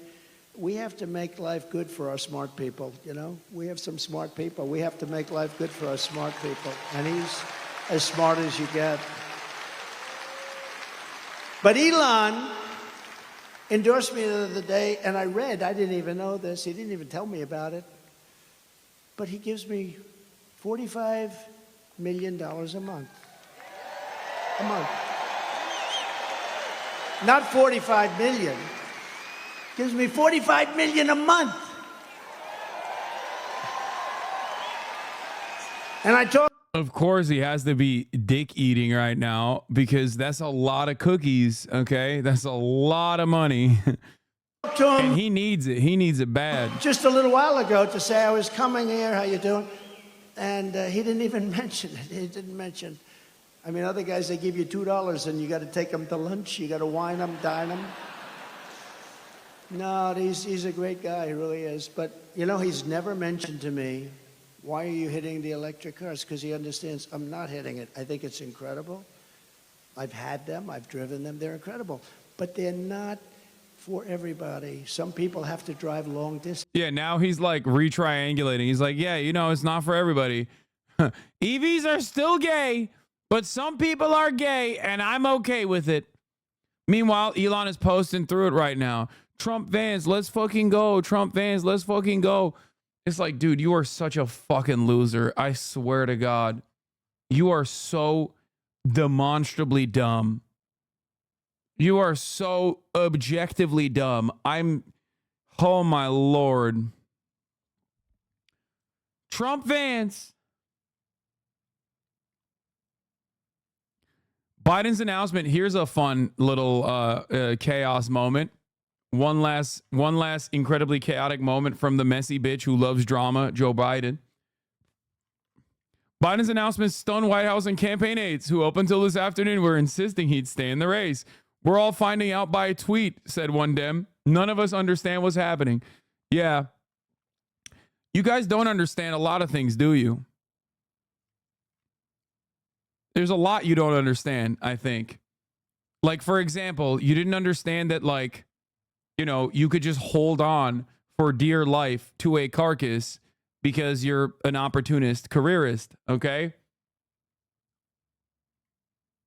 Yeah, I mean, I have all the smoke. I do not care about these people's, interest in the matter. Going to outline, particularly on foreign affairs, the very dire situation we are in this country, and a movement, whether it is, think about Vance and opposing funding for Ukraine. He's going to talk, I think, a lot about foreign policy. It is his lane, and it's going to be very statesman-like, very almost Churchill-like, I think. And he's capable of delivering that kind of speech, and I look forward to hearing from him. Senator Heitkamp, thank you. And if you were just joining us now, it has been an extraordinary moment. By the way, Americans may not realize it, but they just witnessed a civil coup. No, dude, this isn't a fucking civil coup, okay? This is a party actually behaving like a fucking party. Like, it's ridiculous. Biden can technically be VP again. Yeah, he should do it. He should run for VP. It's just like, it's getting Biden to come to terms with the reality that is in front of the party. Okay? That's it. That's not a coup. They didn't like force him out. They didn't put a fucking gun to his head. They didn't use the military. It's ridiculous. Biden is still the president of the United States of America. He's just no longer running for re-election. How would you know? You're right. They put a gun to his head. They hit him with the COVID beam. As early as last night to his staff was that he is staying in. It is full speed ahead.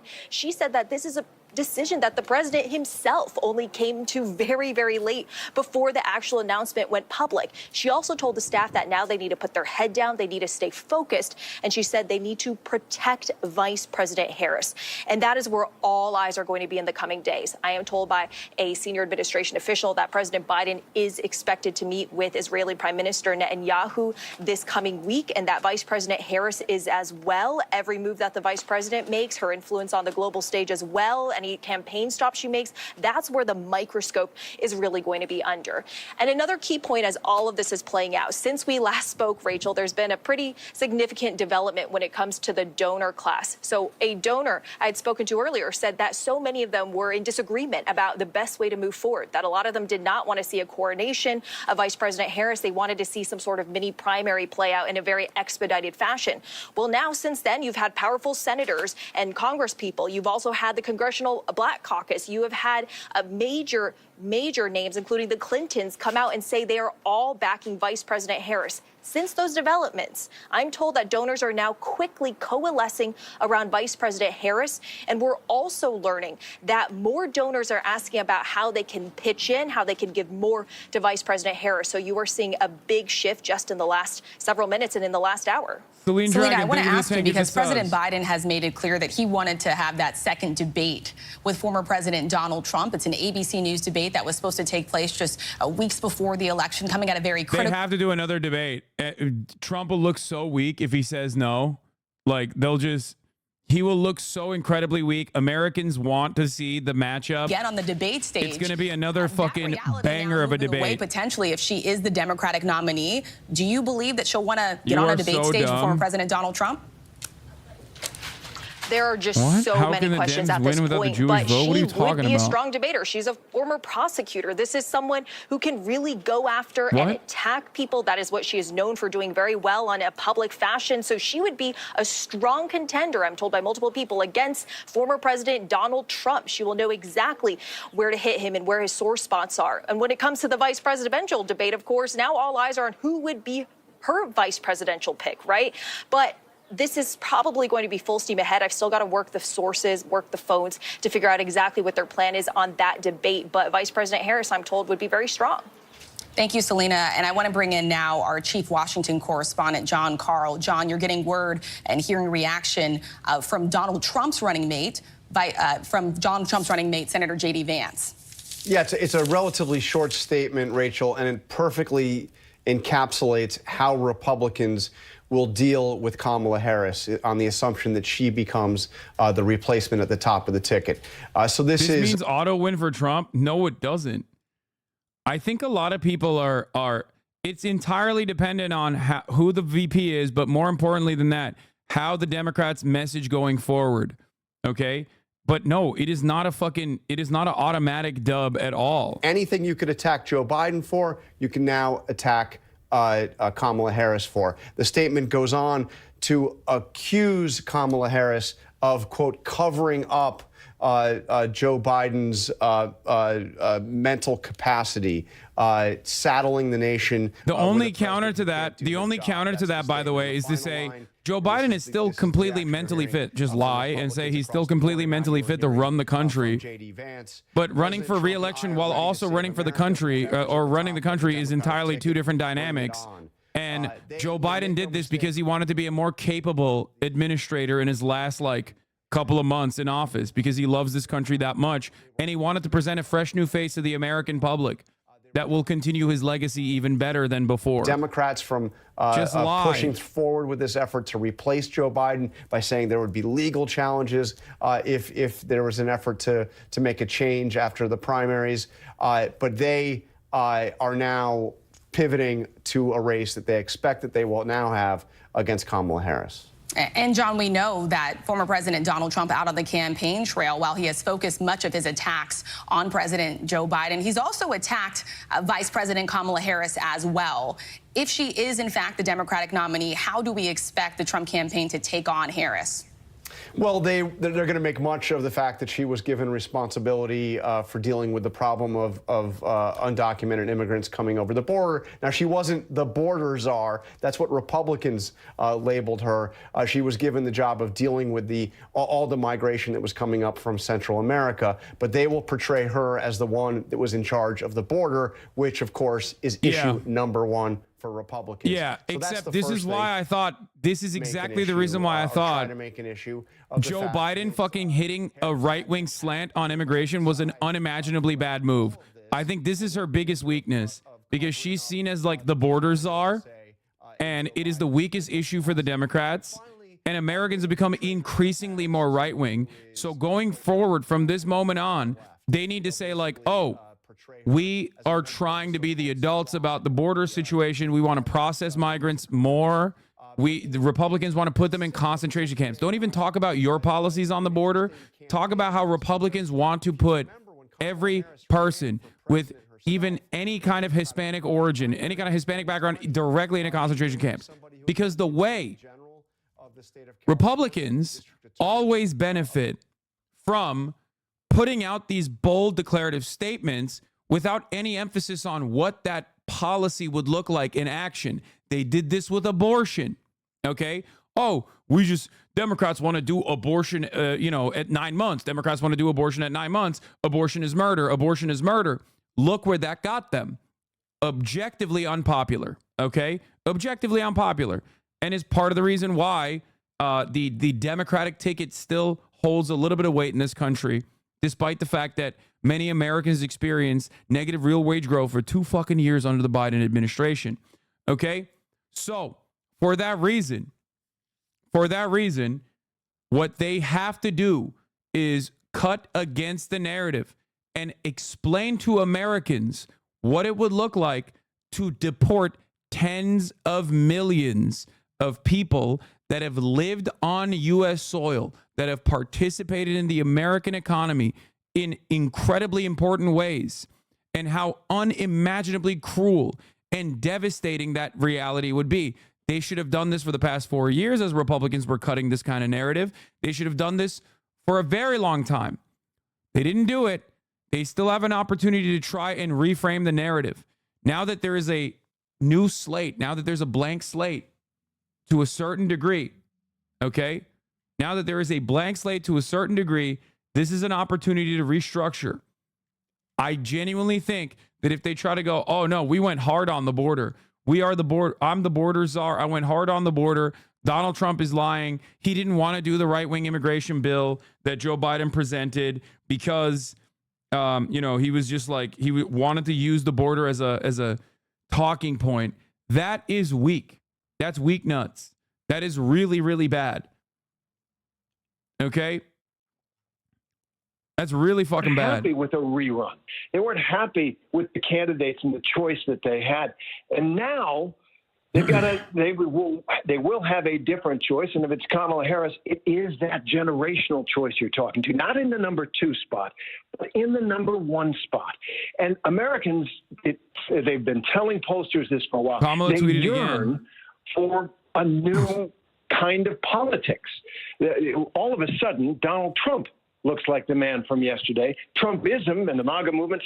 Oh, let's hear what Axelrod has to say. He was urging Biden to drop out months ago. I mean, it's, Van Jones was talking earlier about what a tough decision this must have been for President Biden. And when you look at it in the grand scheme of things, I mean, to go from a little over 3 weeks ago, showing up in Atlanta to debate Donald Trump, and then to this decision now. Can you help me get paid from Hutch? He blocked and banned me from his chat when I try to collect. He's been calling both you and I idiots. So the bet is if Biden wins 2024 presidential election, if he does not, I get 500, or if not, I get 500.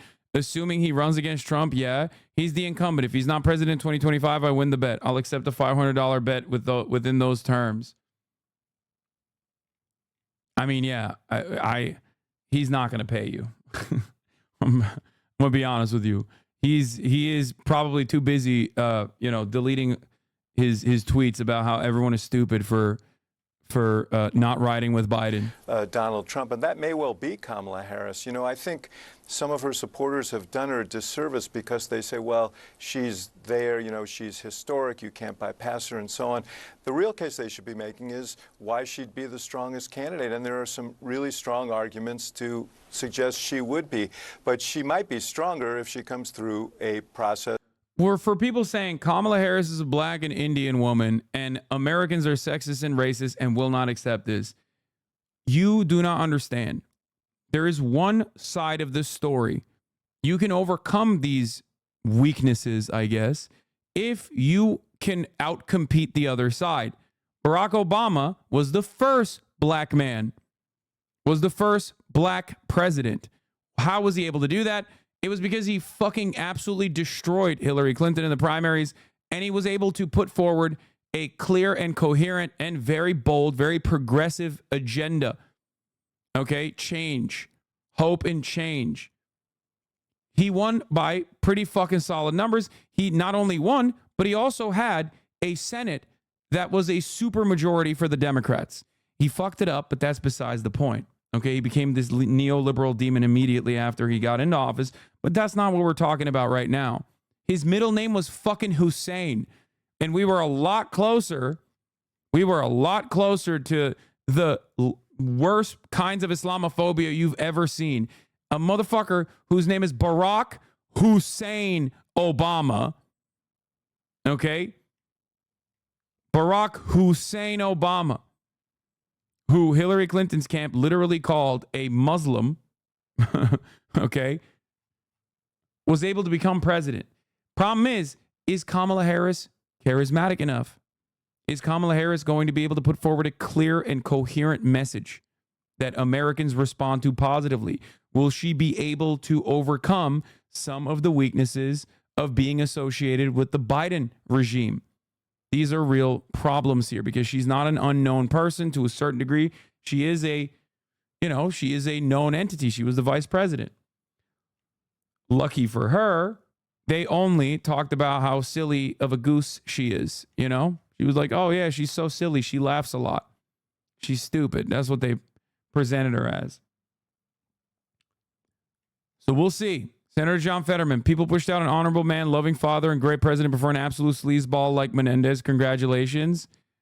Yeah, no, he's just worried that people whose brains don't work too good are getting pushed out. That's what it is. He's got his own personal motivation, okay? He's like, oh, you don't like it when someone is stupid? Like, I thought Americans wanted car crash victims in positions of power. I don't understand. Thanks, John Fetterman. Week, but in the rest of the country, not so much. He's a vulnerable candidate and can be beaten, and Democrats are going to begin to focus on that. There's a lot of sadness about the president, a lot of love and affection for him, but I think people are also steeled to the task at hand. Yeah, I spoke to Trump moments after Biden put out this statement, and he called him the worst president in U.S. history, and then he said that he does believe Harris would be easier to beat. Obviously, we don't know if that's who he'll be facing in this election, but this is not just uncertainty for Democrats, it's uncertainty for the Trump campaign as well. David Axelrod, stand by because I want to get back to you, but we also have Abby Phillip here joining, CNN anchor and CNN's senior political correspondent. And Abby, I mean, this is just such a seismic moment in this campaign. I wonder what you're hearing from Democratic sources, from donors about what this new landscape looks like now. Yeah, Caitlin, I've been talking to a number of people today and definitely over the last several days. And the big thing right now is how quickly can Vice President Harris consolidate this field?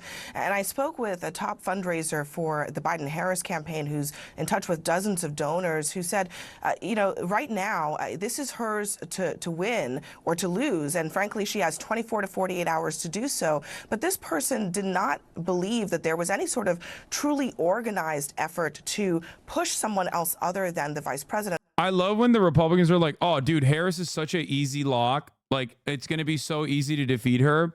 Meanwhile, they're simultaneously trying to get all of their lawyers to sue in every state to keep Joe Biden on the ticket. Harris is so easy to beat, which is why we're certainly not fucking panicking right now on the Republican side. Also said that the donors are prepared to back her, and that's going to be critically important. This is being viewed by many people in the Democratic Party as the path of least resistance. She has the clearest path to inheriting the campaign infrastructure, the clearest path to inheriting the money that has been raised by the Biden-Harris campaign up until this point. And the other thing, talking to another source who's very close to the vice president, there is a lot of concern about the really compressed timeline right now to get all of these ducks in a row. There are so many decisions that need to be made, so many parts of this that are completely unknown, and even the people who are the most supportive of her, who want this to eventually end up with the vice president as the top of the ticket, they are worried, is how this person put it to me. So look, the next day or two are going to be extremely critical. One of the other factors in all of this is going to be which candidate is best positioned to actually get the delegates, because that's really where this ends up at this point. And many people close to the vice president have stressed to me there are a lot of structural and political reasons why she is by far in the best position. When we talk about the importance of black voters and black delegates are to this Democratic Party, that's not just a talking point. It's a real practicality about where the powerhouses are within the Democratic National Committee. And those are the people in the coming days who are going to decide how this goes and who this goes to. And I imagine shortly after that, the discussion about who would be her running mate is going to accelerate as well. I'm already hearing, as I'm sure you are as well, a lot of whispers about that as well, Caitlin. Oh, yeah. I mean, the amount of the ways that Democrats' phones are blowing up today, it cannot be overstated. I mean, everyone is talking about this and asking that very question. One, who's the nominee going to be? And two, if it is Harris, What does that ticket look like, Abby Phillip? We'll continue to report on this, continue to have those conversations. Let us know what you're hearing. We also have Scott Jennings, a CNN senior political commentator, here with us. Scott, I mean, this is just as much uncertainty for Republicans as it is for Democrats. You heard what former President Trump said to me moments after Biden announced this. We're already seeing a well-funded super PAC of his attacking Harris, something they had kind of been preparing in case this very scenario happened. What does this moment mean for Republicans? Yeah, it's shocking. I mean, if I had known the second coming of the Lord Almighty was going to happen on the East Coast this weekend, I wouldn't have gone to San Diego. I'd have been there with you. But here we are, 3 weeks after the cheap fakes, by the way, episode, which the most embarrassing gaslighting that ever happened. I mean, Republicans are going to paint Kamala Harris as mad. Joe Biden. She's been number 2 in the administration that has a mid-30s approval rating that's overseeing this inflation crisis. She was the border czar. He's so for the mad immigration today. Crisis that everybody is mad Fuck about. you, And Scott. on top of that, she's been one of the principal ringleaders of the cover-up of Joe Biden's actual condition. So I hear I've been listening for the last couple of hours, a lot of crowing and pumping up. Scott is the Republican on the CNN lineup. Not a great politician. For those of you who She ran don't for know, president once, and it was a he's complete mad. disaster. And right now, it looks like she, Barack Obama, Nancy Pelosi, and a bunch of rich people have just pushed Joe Biden out of this race, and in the process, disenfranchised millions of Democrat voters. Yeah, yeah, dude. Everyone who voted for Joe Biden in the primaries is like, yeah, I'm not voting for Kamala Harris. Get the fuck out of here, dude. Is it interesting to you that we haven't seen a picture of Joe Biden today? We don't have a picture of him signing the letter. I mean, this is a huge decision. Also, the letter doesn't say why exactly. Why is he stepping down? He's the current. We've been talking about this for weeks. He's the current president. So mad, dude. He's Come on. Look, I don't know what happens tomorrow, but today I'm going to sit, I'm going to kick back, and I'm going to enjoy the Republicans in a state of absolute panic. Unanswered by this letter and the mystery surrounding him today. Yeah, well, he does have COVID, so I think that's probably why we're not seeing him. You know, I just talked to Chris Coons, his co-chair, who spoke to him after this announcement. We didn't even see Joe Biden. And also, what if maybe it wasn't him who signed it? From people like House Speaker Mike Johnson. But I do wonder, Scott, what does this mean if Harris is the nominee? I mean, let's game this out for a second. What does that mean for the Trump campaign? Because they have been preparing to run against President Biden. Why would he panic? Isn't this the best news for them? After that debate in Atlanta? No. But this is, guys, even Biden is so fucking old. Please. He was literally, what chances he has of winning right now are already marginal. They were going to only get worse from this point on. How do you not see this? Like, no, this was not good. This was a depressive voter turnout re-election. Okay. This was a rerun. The momentum was only in the Trump direction. I'm telling you, dude, that's the reason why Republicans are so fucking mad right now and trying everything that they can to just be like, yo, dude, it's so fucked up. It's so fucked up how they did my boy Joe Biden. Like, oh my God, all the primary voters voted for him. It's like, no, they voted for the Democrat, okay? They voted for whoever the fuck is at the top of the ticket. You have an unprecedented level of interest in a race that was unimaginably boring and uninteresting for many people who were not interested in voting at all. This is the opportunity for the Democratic Party to put forward some kind of competent leadership and actually use this blank slate in some respects to their advantage. Okay? Now, it's actually no longer a fucking old person against an older person. These are the types of things that, like, Americans in the margins care about. Many of you are talking about, like, how she's a black woman, she's an Indian woman. These are the types of things that American voters care about. Yeah, sure. But you know what else they care about? Old people who are chaotic. Old people who they don't really like that much. Old people who have also taken away 50% of the country's fucking, reproductive rights, reproductive freedoms. Watch the Dem Party shit the bed and put a fucking conservative in the front seat. Yeah, I don't think that that's a good idea. I hope they don't do that. That's why the people that I've been mentioning are not actually conservative. Shapiro would be more conservative, in my opinion, than even like a Bashar or even Mark Kelly. Mark Kelly's pretty middle of the road as well. And the thing is, I don't really trust the Democrats. as I've said time and time again, they do have the worst fucking instincts, but this is a moment where they actually moved in a direction, albeit a difficult one, but they moved in the correct direction.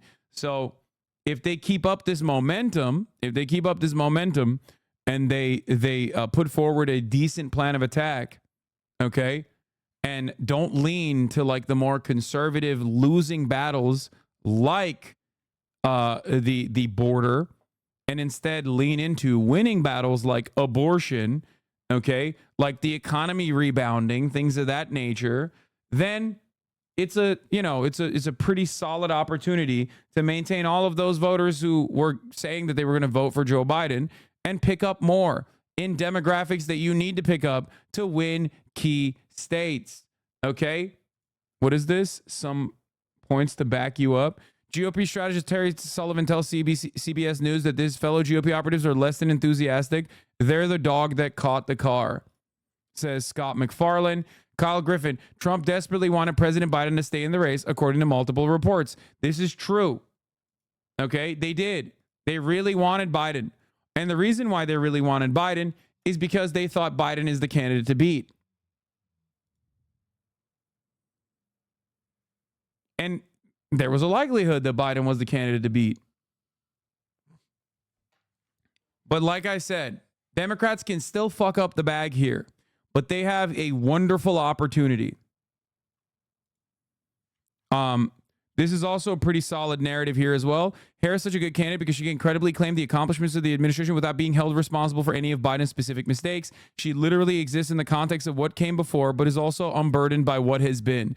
That is true. She can literally dismantle the genocide Joe narrative.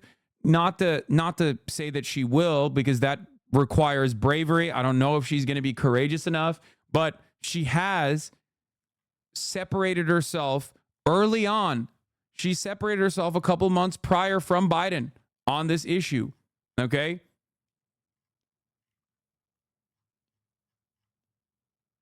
I'm telling you.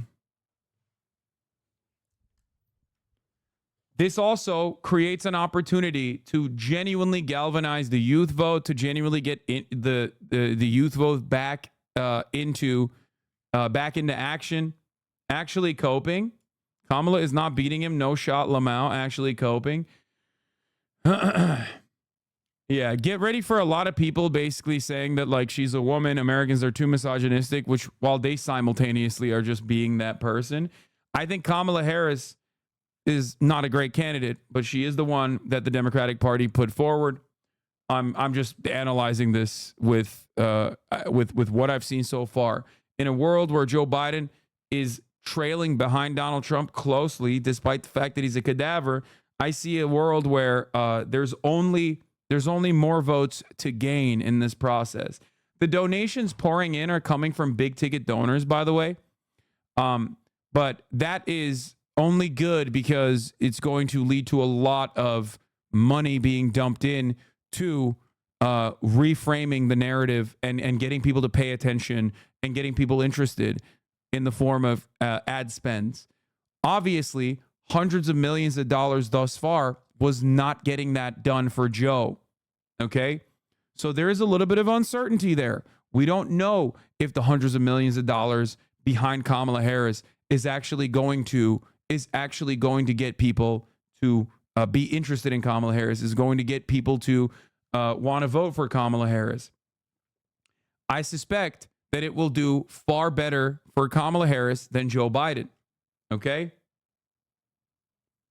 I think regular voters will get excited too. Biden just inspired no enthusiasm. Yes.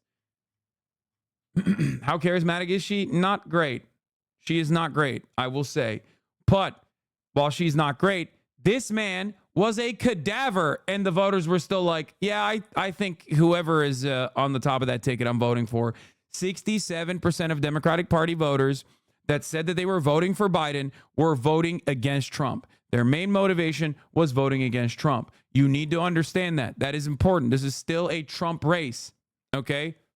That's not a good race that the Republicans want to have, okay? Trump is a very unpopular person. You need to understand This motherfucker almost got killed. And people were like celebrating. And by people, I mean not myself. I would never do such a thing. Okay? But others were. I was celebrating for other reasons. You know, maybe I was celebrating because he survived. I was excited. But like everyone was celebrating. Half of the country was celebrating. Well, not half, but you know, around 30% of the country was excited that he survived and he's like the Messiah, the second coming of Jesus Christ. The rest of the country was like, the rest of the voters at least were like, yeah, no, this is, you know, this is kind of sad. The race, and Lord Almighty's not coming down. But it wasn't enough to quell concerns. Lord the Almighty calls did come from down. He got Democrats for COVID. him to step aside, growing to a steady stream. I salute President Biden. I just feel that it's time for him to step aside if we were to be able to protect what he allowed us to gain in 2020, which was a victory for democracy. But he delivered. Yeah. He did the right thing. He did it. He got us across the finish line. She Come likes on. a lot, knows very well. And as we saw just a little while ago, he has already come out to endorse her publicly. That happened very quickly, and I know their camps speak to each other quite often. The other names will also be familiar. Kentucky Governor Andy Beshear has been mentioned a lot, North Carolina Governor Roy Cooper, Pennsylvania Governor Josh Shapiro. There are clearly others, but those four names are the names I keep hearing about. Yeah, those names have been out there for a while. Casey, You know, I was going to say, those are the names that are in all of the conversations that I'm having right now. And we saw the Pennsylvania governor, Josh Shapiro, come out and say something very nice about Biden. From what I can tell, has yet to endorse Kamala Harris. Maybe that email has crossed, so forgive me if I'm a little bit slow on this, but I do think that's an interesting contrast in terms of when you compare it to how Mark Kelly is handling it. And obviously, they have to think a lot. And I had a lot of conversations with the RNC about this, actually, about how this race is going to change with her at the top of the ticket, what the strengths and weaknesses of a Harris ticket are. They're different from the strengths and weaknesses with Biden at the top of the ticket, and they really have to think through that and consider that as they're thinking about picking their number two. One of the advantages, a major advantage she had as becoming the heir apparent to the president after he drops out, was that it's the Biden-Harris campaign that raised tens of millions of dollars. And there's a ton of money in that campaign, and since it's the Biden-Harris campaign, she can continue to use that money as the presidential nominee. That's right, and if they're worried about logistics, it is a heck of a lot, and Karen, I'm sure you can weigh in on this, logistically easier to have Kamala Harris be the top of the ticket here. The other thing that you, I think, have to think through, and I was having a conversation with a very smart operative that's been in Kamala Harris's circle in the past, has been inside the Biden administration. They were arguing, as someone who has advised a lot of candidates, right? If you are Josh Shapiro, if you are Andy Beshear, if you are someone that has national ambitions, what is the right move for you right now? Putting yourself out there, angering an enormous segment of the party in black voters by challenging Kamala Harris, and also just potentially going on to lose either that fight or the election, won both. Instead, you could be her number two, be seen as someone who is stepping up for the party. And if Democrats lose in November, you've only been on the ticket for 80 days. Is it really your fault? So I think that there's some of that going on behind the scenes, too. Audie, I want to get your thoughts on how the African of this entire thing. I would say, I mean, think about it. I think it was May 30th that we were all sitting here talking about how the race would change sentence caps because of Trump's conviction, and it's just been a roller coaster. Okay, Wolf, calm down, bro. He's like, I want to hear your thoughts on the African American vote. One of the concerns they have is, will it look like big donors just big-footed the voters in the Democratic primary process and got the result that they wanted? So I think that's why you hear... Bro, this only fucking works as a narrative if like 70% of the Democrats that said they were voting for Biden weren't saying they want Biden to drop out. Like, I'm sorry. If this was like a Hillary Clinton style situation and the donors were actually at odds with the rest of the fucking voters, with the rest of the party, then yeah, that makes sense. Right now, on the other hand, the donors were completely in line with what the broad majority Wanted. Oh, dude, by the way, this is awesome. If Kamala Harris does this, she actually wins, okay? So I don't buy that argument that impeachment does not make sense, Senate will acquit. I don't buy that argument. There needs to be accountability. I mean, what are you going to do in the next 1 year to diminish the mentally retarded action of this guy? He called him mentally R-worded Trump, and Kamala Harris's response was, well said. Well said. Well, I plan to win this election, I'll tell you. bro, that's so funny that this is the attack ad from the RNC Research Lab. This is what you cooked up.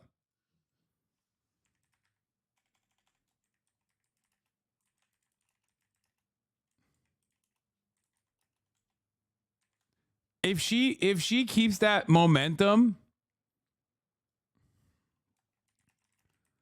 is the RNC research trying?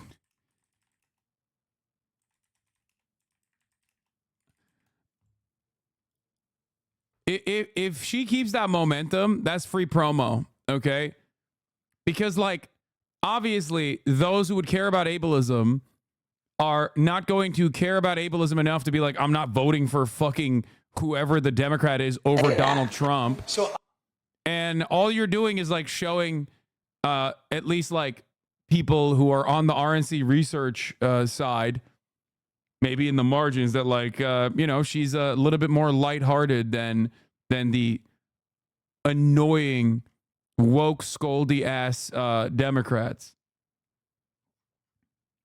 As well as different groups. You're going to continue to see throughout the afternoon different progressive groups and members of Congress come out and acknowledge their support for her.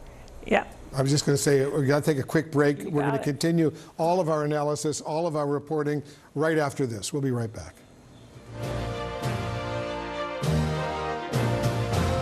Okay, bro. They're fucking farming. They are farming commercial breaks harder than I do at the top of the hour, okay? God damn. God damn, dude. At the top of the hour, there's a 3-minute ad break, by the way. And if you no longer want to see those ads, if you want an uninterrupted broadcast experience, all you need to do is subscribe for $6 or for free with a Twitch Prime. Twitch Primes are free. You can also get gifted a sub if you're lucky. Here is the 3-minute ad break now. It's coming for you. Terrible transition, decent on yours. Okay, my transition was good, dude. I used the wolf transition to segue into the ad break. Come on now. Here's the 3-minute ad break now.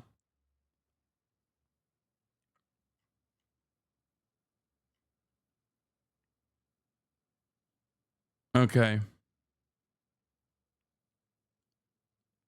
Democratic nominee. It's been an extraordinary day of developments. We are just coming off on the heels of the Republican National Convention and that attempted assassination of former President Donald Trump. Of course, we were also just about 100 days out from the November election and also just a few weeks away from the Democratic National Convention. There are so many questions here about what happens next. Will Vice President Kamala Harris face a challenge on the Democratic side? How will the convention play out? She does not have a delegate just yet. But there are still just so much more to cover in this race as we continue to follow these extraordinary developments. Our team learned earlier today that this was a decision that was made very quickly by President Biden. His aides, his closest advisors, shocked by this decision as the president officially announces that he is stepping out of this race. As I mentioned earlier, our coverage continues on ABC News and abcnews.com. Again, we'll be right back here on World News. Sir, the edits are pouring in. What do we do? The GOP aides?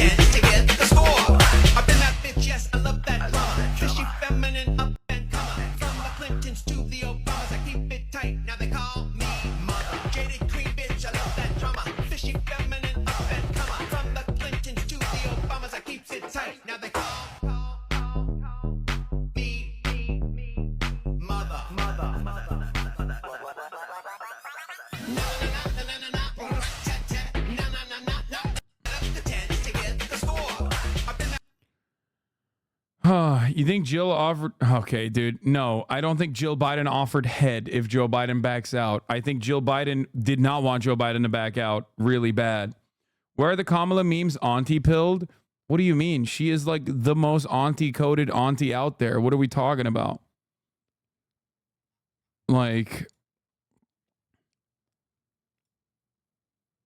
another edit, old but gold. You think you just fell out of a coconut tree? By the way, for those of you who are unfamiliar, this is the reason why people say they're coconut pilled when talking about Kamala Harris. Because she, whether deliberately or without recognizing, did historical materialism and basically said, like, you know, this is like all of history that came before it weighs on the consciousness of the newest generation. And it's true. It's a correct statement to make. And, you know, that's why people say they're the coconut army. And by people, I mean us. We say we are the coconut army. Fuck the K-Hive. They were so fucking fake. They were so goddamn fake, dude. I said, I am in awe. I'm shocked that all of the K-Hivers did not give a shit about Kamala Harris possibly replacing Joe Biden. And we're basically saying, like, no, Kamala Harris is not an adequate replacement. Meanwhile, Coconut Army rose up through the ranks and said they're coconut pilled and they are riding with Mamala. Okay, fake ass fans over at the K-Hive. Phonies, all of them. You exist in the context. Talking about the significance of the passage of time. Right? The significance of the passage of time. Kosher salt, fresh ground pepper. Maybe chop up a little thyme. You could also chop up, but not with the thyme, just the salt and pepper. Mix that up also with some thyme. You could even do a little rosemary if you want. The context of all in which you live and what came before you, based with butter. Yes, hi.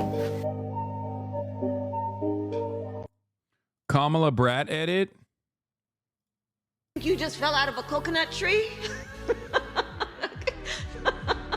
You exist in the context of all in which you live and what came before you.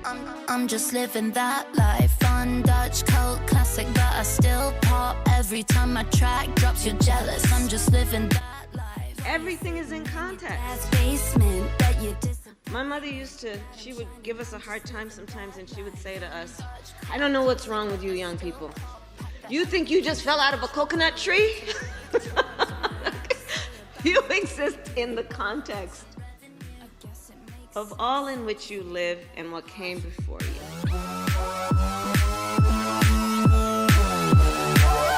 I'm just living that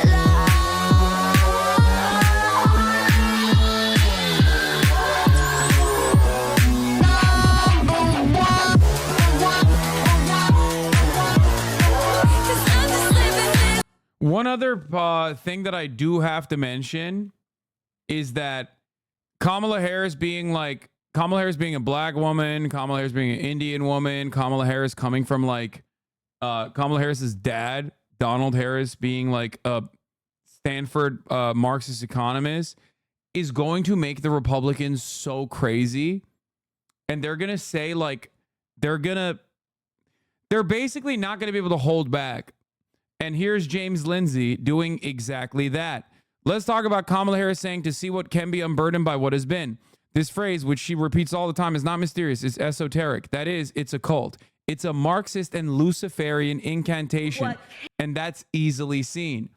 If you think that your dad and your mom that are like, you know, moderates, independents, who have voted for either party throughout their lives, are going to look at this and go, no, that's right.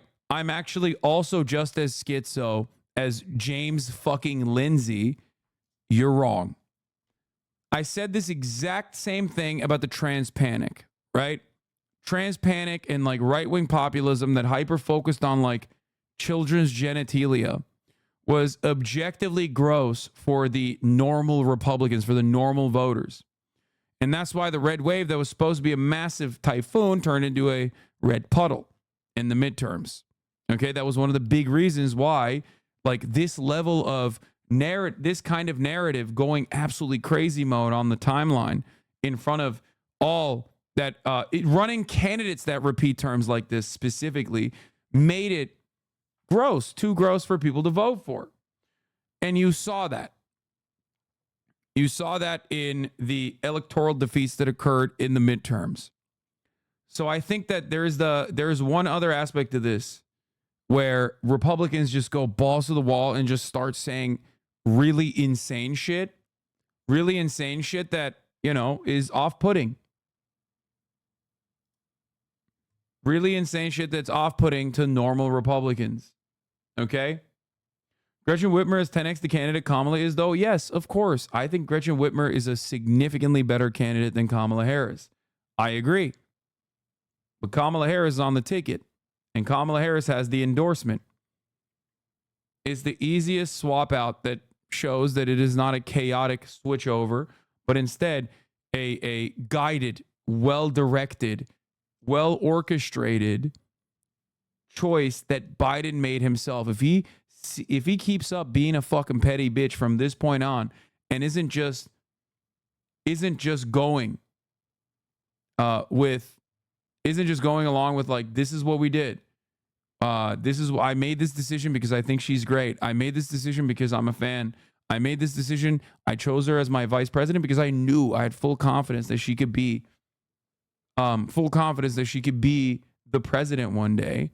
If they don't do that, which I still don't know, but if they don't do that, and if they just like have messaging discipline and they ride with her from this point on until November, then the likelihood that she wins the race goes up by a lot. Oh.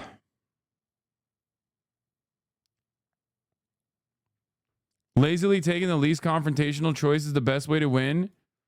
Neither the best way to win nor the best thing for voters. We need that open convention. I think you're wrong. I'll admit that I'm wrong if that happens and then it's like a banger, but I think that you're wrong on this.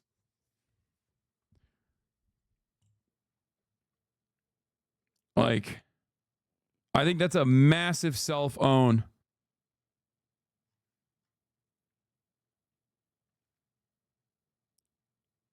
It'd be great for content. Like, it would be great. It would be great for content. Like, I'm talking 200K viewers average every day for me. Okay? But I still don't think it's the right idea for making sure that Donald Trump doesn't become president. You know? It was not a matter of getting to the convention unless he was planning on staying in. If he was going to get out, he needed to get out right now, like the beginning of this week, in order to give whoever succeeds him, he wanted it to be his vice president, the best chance to consolidate the party. And that is already happening right now. I'm just speaking to several sources who are telling me Vice President Harris is calling around on Capitol Hill. She's calling around to Democratic organizations. She has a list of dozens of calls that she's making today and tonight. The message is what she said in her statement. You've been with us up until this point. I'm asking for your support. Stay with us. But the ball is in motion now. And she's starting, from what I've been told, with two of the biggest constituencies in the Democratic Party, the Congressional Black Caucus, the Congressional Hispanic Caucus. She's made calls to the heads of both of those organizations today. That's, again, I keep having to emphasize this because I think when we talk about voters of color in the Democratic Party, it sounds like, a talking point, but this is a party that is powered by voters of color, by members of color, the DNC, the delegates who will eventually vote to decide who's the nominee. Those people, the most powerful figures in those constituencies are black men, black women, Hispanic men, Hispanic women. She knows that. She is working those lines, and I think she's trying to lock this in. As a source told me, a fundraising source told me, it's 24 to 48 hours. That is what people are looking at. And if she can show a real command of this race, it will be over within just a matter of days. And Jim Clyburn has getting a press behind conference her. A lengthy starting statement, at 5:15 in 5 minutes. What President Biden said to endorse her as the next nominee. What does the next? Robert F. Kennedy's got a press conference. We're really locked in on that. We'll get to it when he does it. She's the heir apparent to this nomination, but she said, "I'm going to work to earn this nomination." And that's what working to earn it looks like. You don't say the president named me, and it's me. And because I'm a black woman, you have to give it to me, or you're a racist or a sexist. She's not doing that.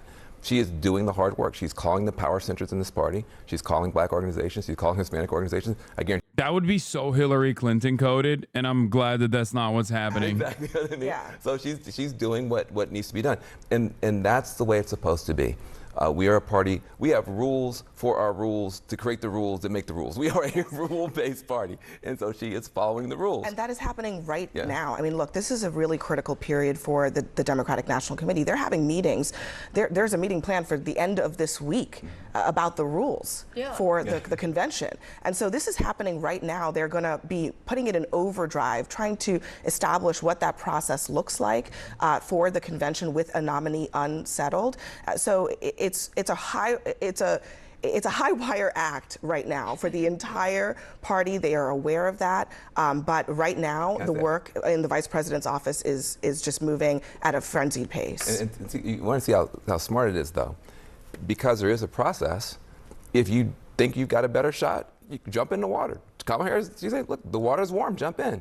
But once you go through the process, then you have to support our nominee. And so we're going to have a process. It's going to be clear and transparent. Everybody's going to understand what it is. And then once we have a nominee, and it looks like it's going to be Kamala Harris, then everybody, you had your moment. If you want to jump in. The water's warm. But once we have a nominee, everybody has to get behind her. I mean, and what does that look like, though, in the sense of, for 3 weeks, we have seen a major division in the Democratic Party of those who thought Biden should get out and said it. A lot of people thought it and didn't say it because they didn't want to. They thought he should make it on his own. And then other people who were firmly behind him.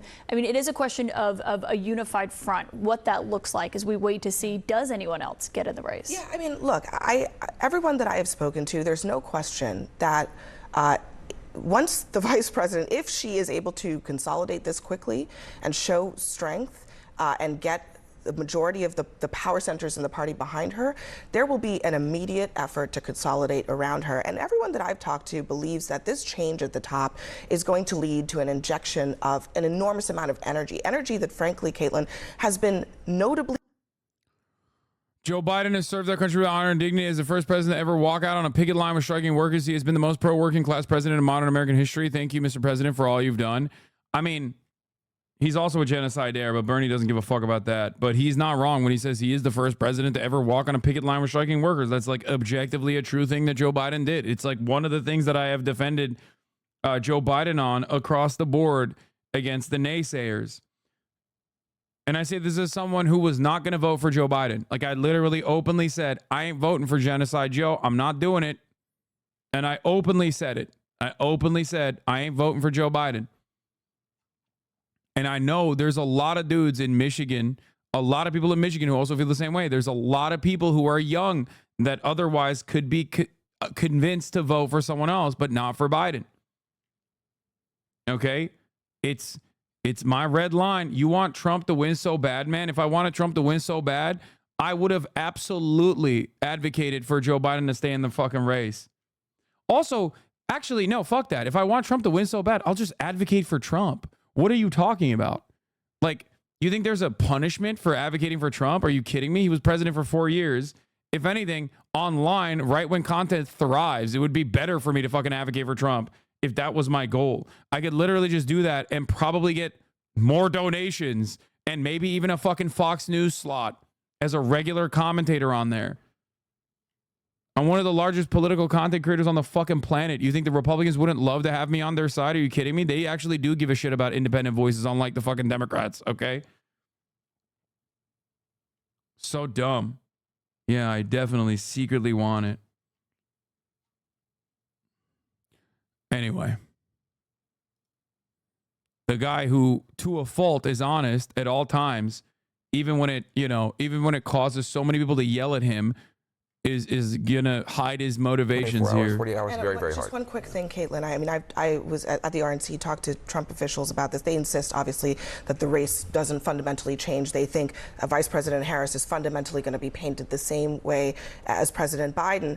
But at the same time, And the truth is, for the Biden campaign, they really had one main plan, which is to win the blue wall. The question is, does a vice presidential pick on Harris's part and her the unique things that she brings to this race, does it close some doors? Does it open others? A lot of people have different views of that, but there is a calculus. It's not just a clear advantage in one direction. There's going to be it's going to be a disadvantage in some areas, an advantage in others, depending on what she decides about a vice presidential pick, and that's going to change the map for sure. Yeah, safe to say it has fundamentally changed. Wolf, back to you. All right, Caitlin, thank you. I want to get back to our panel right now. And Audie, let me start with you on this block because as we know, the Democratic convention in Chicago is coming up in a couple of weeks or so. Early voting. I can't wait to go to the convention, baby. Actually starts. I can't wait to go to the motherfucking convention. Oh my God. Oh my God. It is going to be, I'm going to be nutting. Okay. Big weeks are ahead of us. Big weeks are ahead of us. Next week, I'm going to Texas, obviously. I'm going to be playing in the Creator League for one day, but obviously in between, I'm going to be still streaming nonstop. And then, the DNC, I'm going to be in Chicago. I've never been to Chicago, by the way, guys. I've never been to Chicago in my entire life. I've never been to Illinois. My first time in Chicago, and I'm going to be at the mother freaking DNC. Oh, my Lord. That's the earliest they can meet. They did happen to have a meeting scheduled for Friday. I'm going to say they probably won't make it to Friday. And they will have to decide. I think one of the goals, though, between now and then is to continue to see this strong show of support. I don't know, maybe some of the folks who've also been named as people who might run in an open primary may throw their support behind her and sort of take their names. You need to go a little bit further. Out of contention. What do you know, Finny? Are we looking at a food fight? Well, I think most folks have come to recognize, particularly after the last 3 weeks where we have had so much more time talking about Joe Biden than Donald Trump, we would really like to not have that happen and let the convention be an affirmation of our party and an opportunity to thank Joe Biden. And so, again, I think what you're going to continue to see organizations, members of Congress coming out, claiming their support. I mean, I've seen even people who are currently pledged delegates saying, hey, I'm with Joe Biden says that's who I should support. That's who I'm going to support. They'll still have to figure out a process. The delegates are still going to have to vote. And that's a footnote here, too, because when I talk about it being orderly, yes, there's the money in the message. RFK's live? Okay, bro. How are you guys so... Dude, I mean, low-key, who cares? But, like, sure, we'll take a look. You know what I mean? I thought he was going to be streaming it on X, but I guess he's not. And for his handling of the many difficulties and challenges, personal challenges and tragedies that he suffered during his life with so much admirable conduct and the empathy that he derived from those experiences, that he was always proficient at showing to the rest of us. I want to add that a little over a year ago, when I entered this race, I predicted that President Biden suffered from a degenerative condition that was not going to improve and that it would make it impossible for him to govern effectively. It's so funny that he sounds like he's dying, also like Biden. That obvious condition was to hide it from the American public. It's like we got a guy with brain worms who also sounds like he's dying, a guy who sounds like a stroke victim, and a dude who at least has like a little bit more coherence, but is like an actually insane person, like an insane fucking rabid right-wing fascist. Deficiencies. Such wonderful choices up until today. Today, which is in a period of crisis, and we have two crises, and they both derive from the same condition, and that condition is the emergence of the domination of corporate power over American democracy that accelerated beginning in 2010 with the Citizens United case that unleashed a tsunami of corporate money into the American political process. And both parties are now captured by that corporate money. And they've lost any kind of authentic He's like, I'm not. To the American I said I would drop out and endorse the Democrats if Biden dropped out, but now I'm going to stay in the race. Is that the on the Republican is that the side, method for him? Biden promised the last time around that he was going to drain the swamp. But instead, he came in and he appointed a pharmaceutical lobby. This phony bitch, dude. He's just trying to farm the drama. Like, nobody cares, big dog. People are only in it to be like, who are you going to endorse after dropping out? He's like, no, man, I'm staying in. An oil lobbyist to run the Interior Department. So a you, coal lobbyist yeah, to run says the, you, yeah, famously, I didn't cover an active genocide for fucking 9 months leading up to this and have done news coverage non-fucking stop for like the past 4 years every single day. I just started because, you know, I found out that there's an election cycle going on and people are interested. BlackRock will run the Treasury Department. This is the swamp.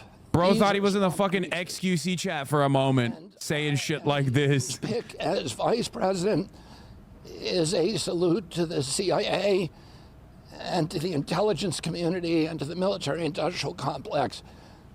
Their gravy train is going to continue. And President Trump has a connection to the American people, a populist connection, but in many ways it's the same fraudulent connection that we saw. The Epstein connection, bro, you hung out with him. You did, bro, this guy did archaeological digs with Jeffrey Epstein and Ghislaine Maxwell, okay? That's the first thing he said. Well, after he announced his run, after he announced his presidential run, he went on Fox News and was like, yes, I am best friends with Jeffrey Epstein for a long time. Really, like, it's like nobody asked him for this. Issues that are critical to our country. He just loves archaeology. If you look at President Biden and President Trump, you can look at them and say these are very different people. Their dispositions are different. Their personalities are different. Their expressed ideologies are very, very different. Their approach to politics could not be more distinct.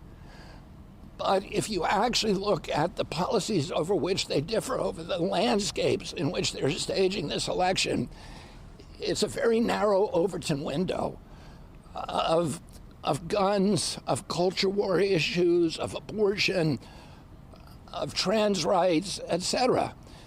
And the big existential issues that are actually facing our country are never addressed. The biggest of these, perhaps, is the national debt, which is now $34 trillion. The service on that debt alone is now greater than our military budget. Within 5 years, 50 cents out of every dollar that we collect in taxes will go to servicing that debt. Within 10 years, 100%. This is not sustainable. President Biden, President Trump offer no solutions. President Biden, on his webpage, has no policy issues addressing this or any other policy.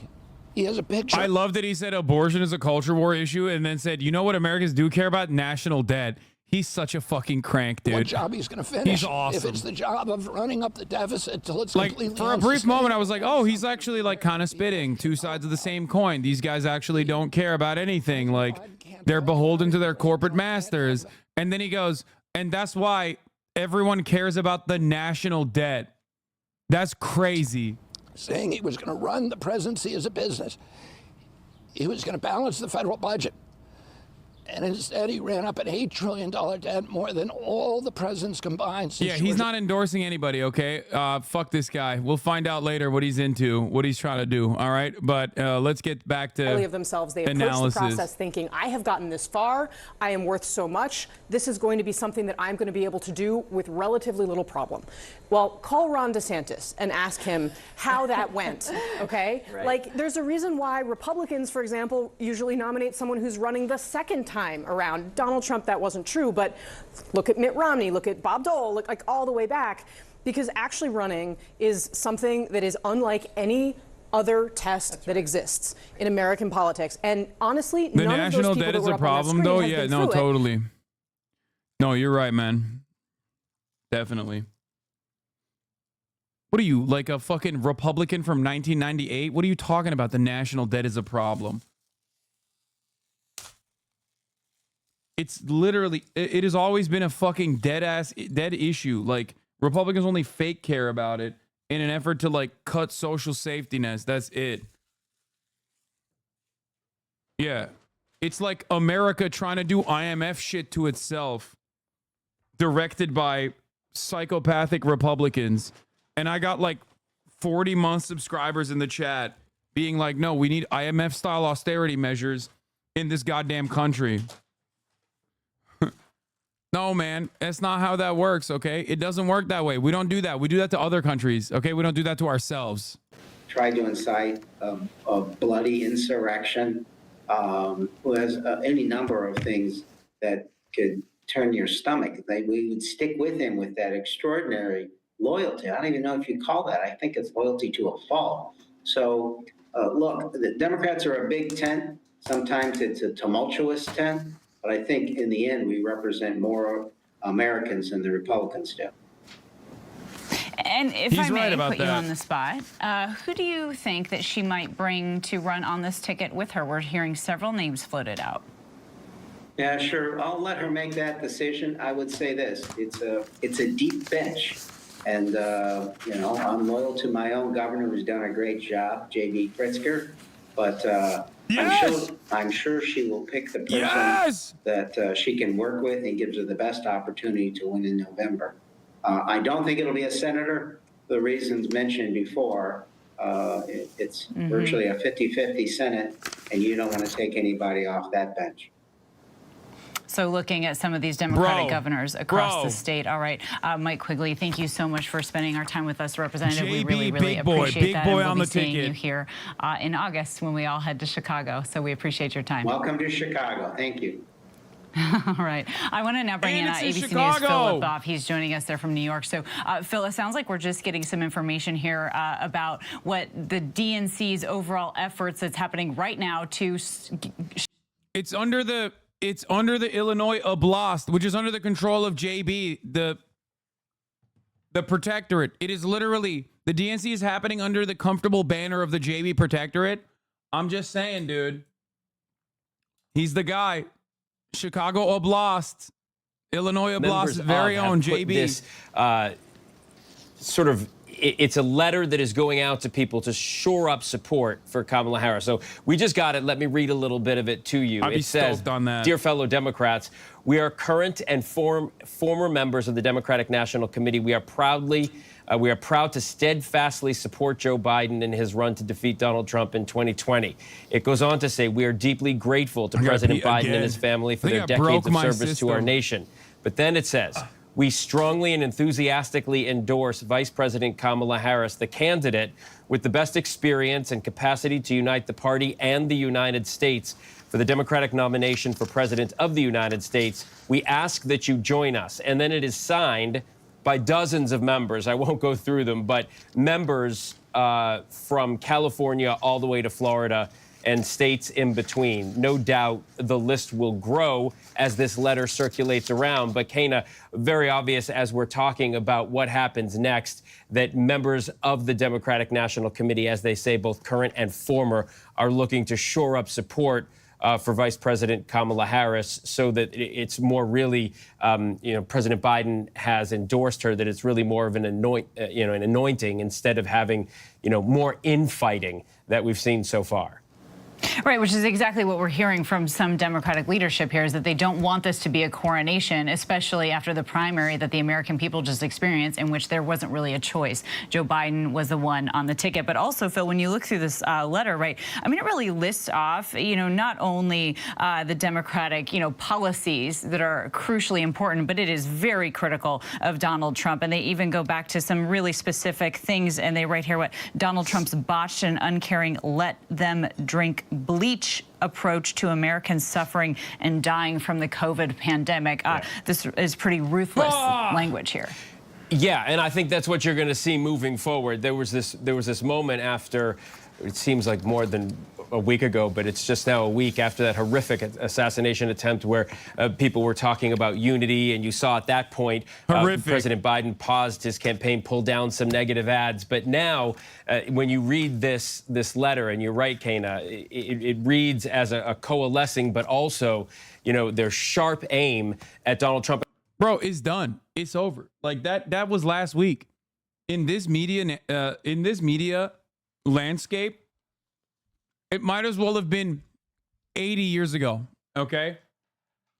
Like, absolutely zero Americans care about that currently. Straight up. Like, it's actually kind of crazy. In my mind, I've been covering the news nonstop. And to me, it feels like it happened months ago. Like, it feels like it happened at least a month ago. It has only been 7 days. It's crazy. And I told you guys that if Biden drops out post RNC, it would destroy any kind of Republican framing. And it already caused the Republicans to panic and start launching boulders, launching daggers at the Democrats anyway. So much for that fucking unity drive. Okay? There's no unity whatsoever. I mean, they were never going to unite anyway. Republicans don't know how that works. There are a furious amount of phone calls being had between top Democratic members about who to get behind for the presidential nomination, who to get behind for the potential VP pick under a Harris nominee, assuming she gets the nomination. And Harris herself reaching out to key members of the House and Senate Democratic caucus, we are told, as well as Harris's team trying to reach out to some of the senators, I'm told, who have not yet made an endorsement, trying to shore up some critical support at this time. Also, Joe Biden himself, this move very much blindsiding even top Democrats. We're told that he has recently reached out to Hakeem Jeffries, the House Democratic leader. That came after Joe Biden went public with his announcement that he would drop out from this race. Now, Wolf, both sides are now gaming out the impact that a Kamala Harris as the Democratic nominee would have down ticket. Recall, the big concern among Democrats was that if Joe Biden were at the top of the ticket, he essentially would sink their chances at keeping the Senate and taking back the House. Now that if Kamala Harris is at the top of the ticket, what does that mean down ticket to these races? A number of Democrats that I have spoken to believe that they believe she could shore up support from some younger voters, from minority voters, people who have been voters who have actually not been fraying from the Biden coalition. Perhaps he can energize that base. Republicans, on the other hand, believe that they can very much tie Harris to all the policies that they believe will make her toxic to some of those more swing district Republicans, swing district Democrats. Chatters who are crying because they have very valid fears of misogyny. You need to understand something very important. Republicans have been desperately trying to move away from the issue of abortion. The moment that they start saying misogynistic things, because they will, because they can't stop themselves, is the moment that the conversation centers around women's reproductive rights. Please understand. The conversation will be reshaped around what the Republicans want to do to women. Republicans will eat that bait voluntarily. Let them. Yeah, women win elections all the time. Republicans being weird towards women will hurt them. This is in 1992. Yeah. Guys, come on. Mexico voted for a Jewish woman. Like, what are we talking about? Like, that's your background is not as important as the way people think it is in America. You can absolutely, it will give you disadvantages. It'll make it harder for you to overcome certain disadvantages. But Hillary Clinton didn't lose because she was a woman, okay? She lost because she was an uncharismatic woman with a shit ton of oppo behind her who everybody despised, who was a representative of the elite, the Democratic Party's fucking elite at a time when people were looking for actual change. And Donald Trump basically presented himself as like a more moderate candidate than the rest of the Republicans on issues that actually mattered, like cutting Social Security and shit. And even on the gay shit, he was like, yeah, I don't care. He waved the LGBT flag. And then he didn't follow through on any of that. And obviously people, remember the chaos and awfulness of having to pay attention to politics for 4 fucking years.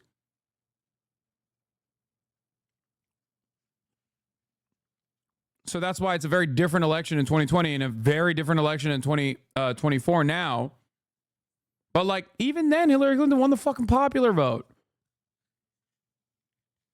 But Hillary didn't lose because she was a woman, okay? That's silly. She lost because she sucks.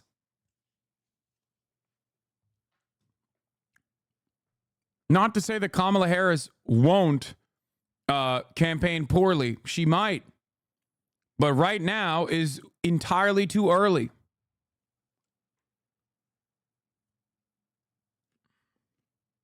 Donald Trump, where they say Kamala Harris is easy to beat, that she is not going to be a threat at the top of the ticket. But the reality is, when you really get through these conversations with some of his top political advisors, they are aware that any shift in the race could shift their planning. They know that there was an enthusiasm gap for President Joe Biden. How does moving that ticket around, even with Kamala Harris at the top of the ticket, shift that enthusiasm gap? They don't want any more turnout for Democrats in the fall. Obviously, if there's more enthusiasm around whoever the candidate is, that is going to lead to likely more turnout at the polls. So obviously all of this they are watching closely, but much of it is unfolding for them in real time. Yeah, and what are you hearing in the sense of, we're already seeing attacks from well-funded Trump super PACs going after Harris. It's not, we don't know actually who's going to be the Democratic nominee, Kristen. So obviously it's a bit of a holding period for the Trump campaign. And it has been a holding period for several weeks. That's why whenever they were coming out and attacking Harris, you were also seeing them kind of starting to vaguely attack some of these high-profile Democratic governors because they don't know exactly what the campaign is going to look like.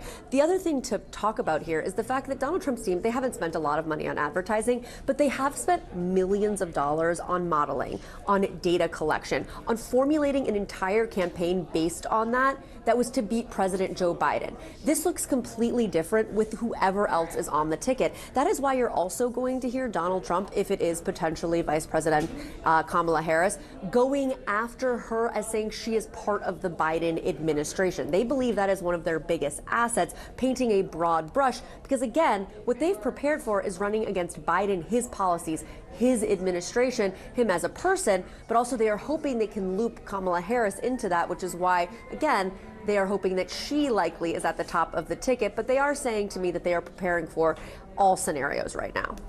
Yeah, a lot of scenarios to prepare for there. Kristen Holmes, thank you for that. Keep us updated on what you're hearing.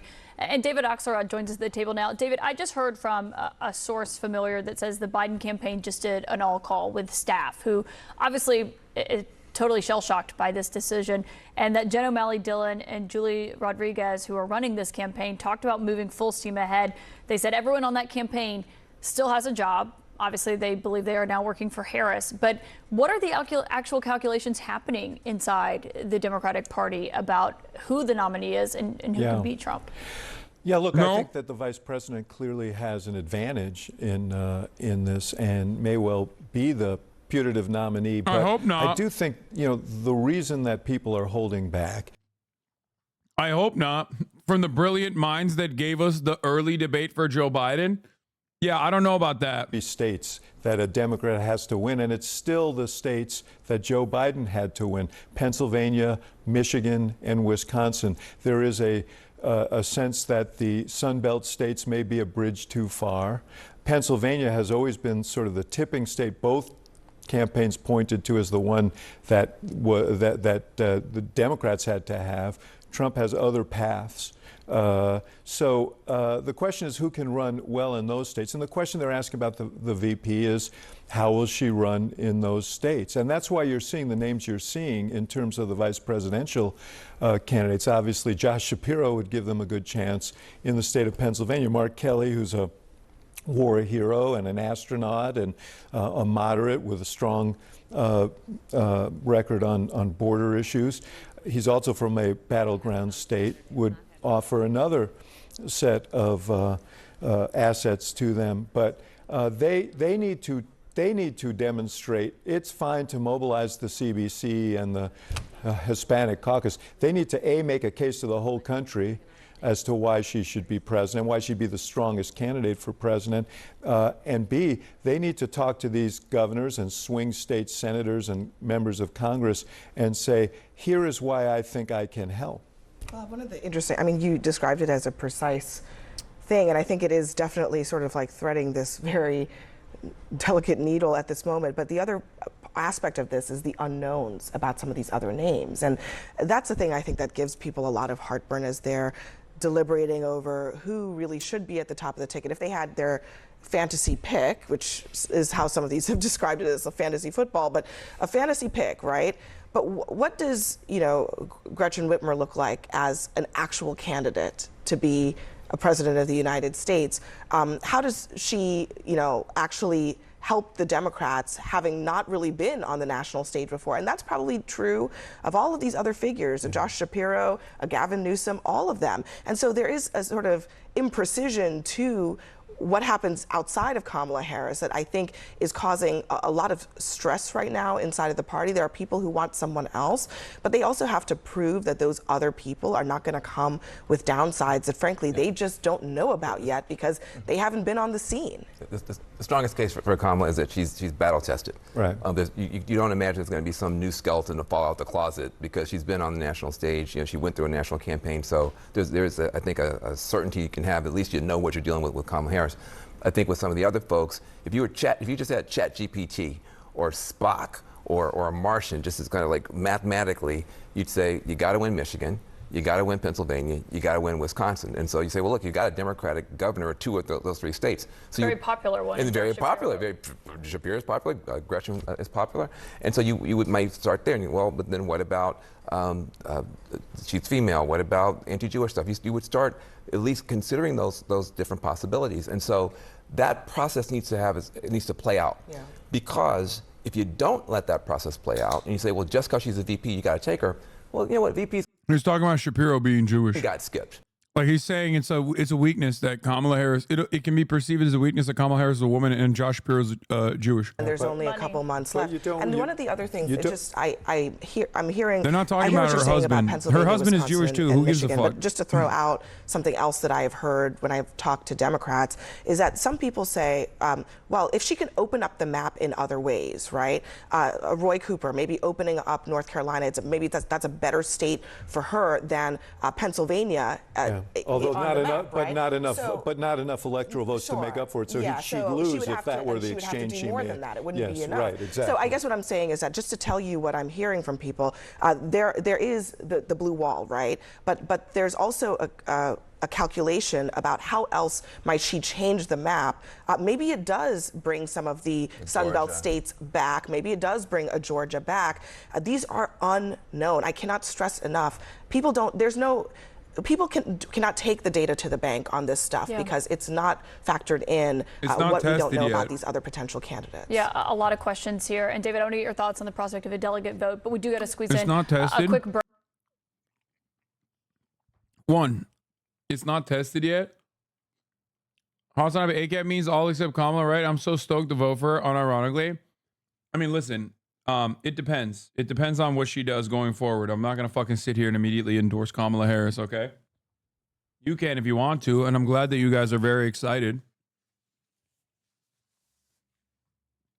But the reality of the matter is, this is why I keep stressing the importance of the upcoming days in terms of messaging. Will they take advantage of this like fresh slate, this new opportunity that has been hand delivered to them by God, according to Joe Biden? Or will they lean into the dumb shit that they've been doing so far? Dumb shit like in terms of Israel. She could technically lock down Michigan with like one narrative direction change and be like, yeah, no, we're cutting all this off. Like the rest of the world has turned Israel into a pariah. Israel itself has turned itself into a pariah. It's an incredibly important ally of ours. And under my administration, we're going to take a new path forward or something like that.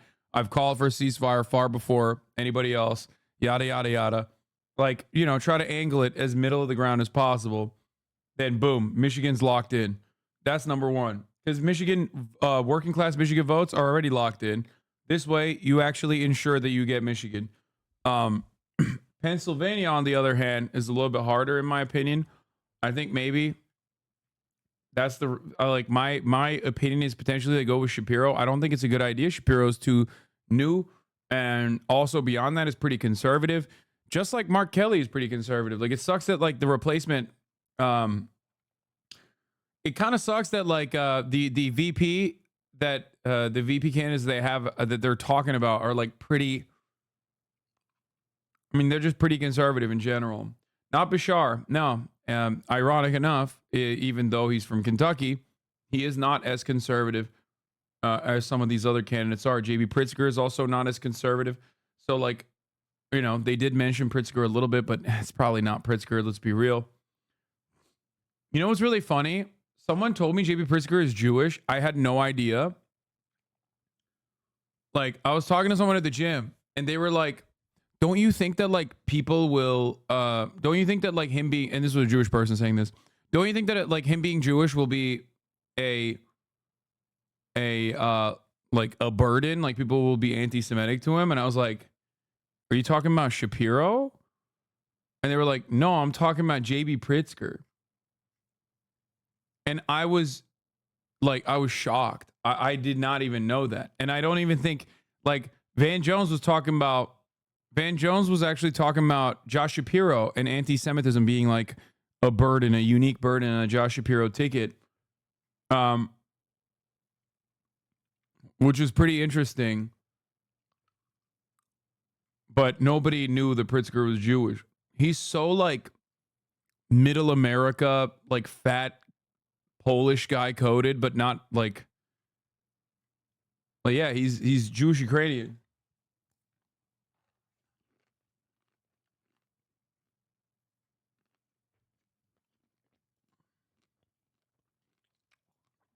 Anyway, there's another group of people that I want to hear from. At first, I said they would be celebrating, but I think they're in a state of panic. And given the fact that the Republican convention was extremely well received, we think. So the number I'm going to be looking at is not, hypothetical races between Trump and Harris or Trump and Whitmer or Trump and whoever, but rather Trump. Just tell me what Trump's number is against all three of any of those candidates, and that will tell you something. Because if Trump's number grows, that is a really good sign for the Republicans. If it stays the same, it means the race is competitive. If the Democrats can nominate someone who can sort of coalesce the undecided vote. And if Trump number goes down because people are taking wait and see, I'd say that's would be distressing for the Trump campaign. Wow. But aren't in all the numbers that we have seen are numbers wow, brilliant. Trump versus Biden. You know, yeah. and that when that dynamic changed. Brilliant analysis from these guys. Jen O'Malley, Dylan just had an all hands call with this message per recording obtained by Axios. Through on any campaign in my life. It makes me so optimistic because we've been through really tough weeks, the hardest weeks I have ever been through on any campaign in my life. We've all been through that together. And despite that, you guys were still doing the job. You are still out there doing the work. And that is what makes me so optimistic. And I know that's what makes the president and the vice president so optimistic. So today we are here to say, we've got this. It is okay to feel sad. It is okay to grieve. It is okay to be unsure, but also be optimistic about our path forward because. Bro, this is literally Führer bunker shit. Oh my God. Is this after or before it, like, this is literally Führer bunker. This is like this is like the gun is in my mouth and I'm speaking to the microphone through the barrel of the gun shit. Oh, this is after.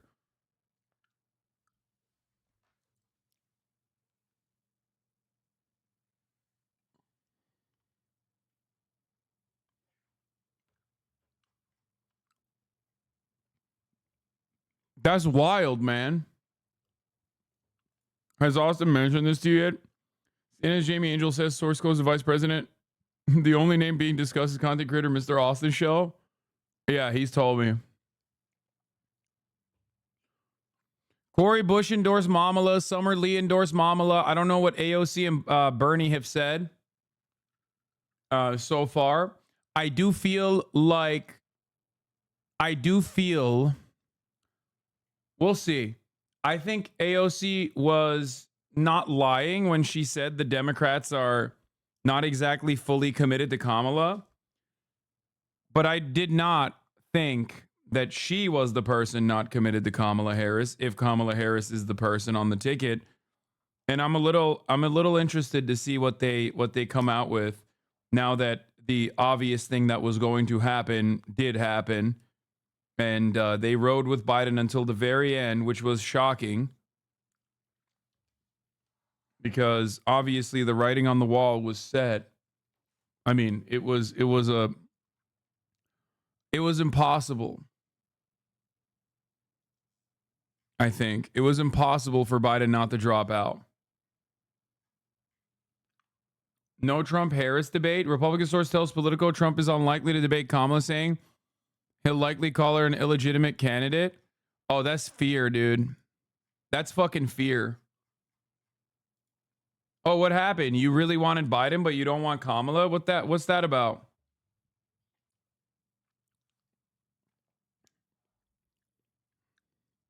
I think she needs to lean on that. It's too soon to tell, though. They're waiting for the numbers to come out.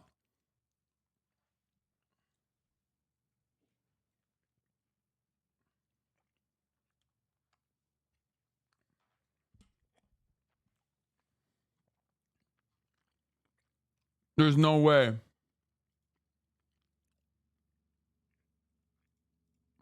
List of issues you will hear about between now and November. Who do you think, Congresswoman, might be the strongest running mate for Kamala Harris if she does become the presidential nominee?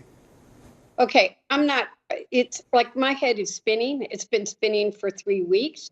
I think that there are conversations that need to be had. We need to see who even the people are that would be interested if they were asked. And I'm just not going there today. My head is just spinning too many different other ways, Wolf. I think all of our heads are spinning right now.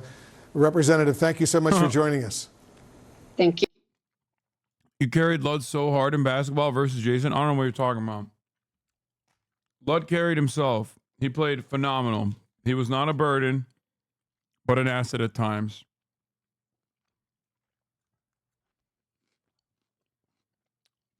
He played above my expectations.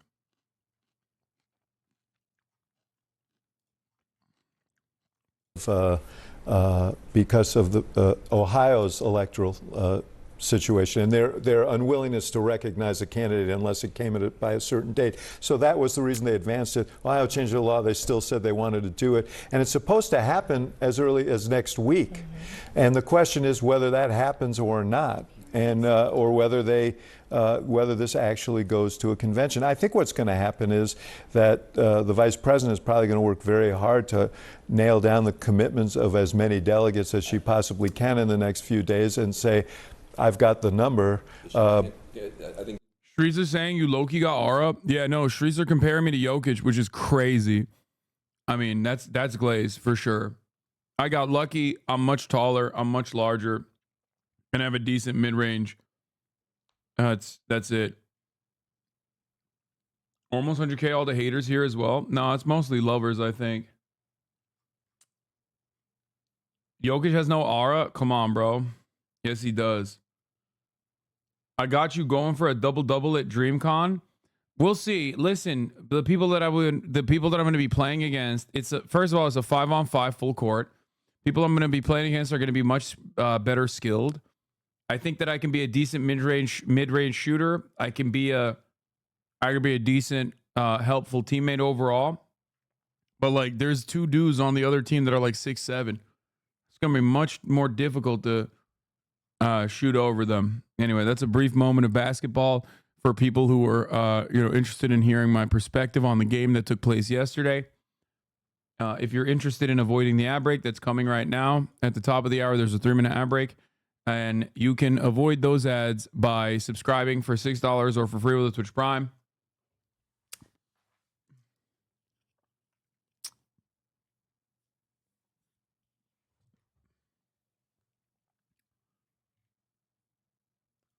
Oh, I saw this meme. If this is the one I think it is, this was the funniest fucking meme. Dog don't even want to look Jason in the eyes.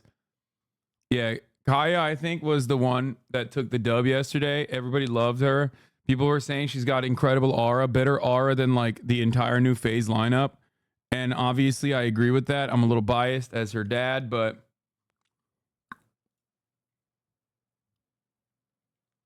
Um,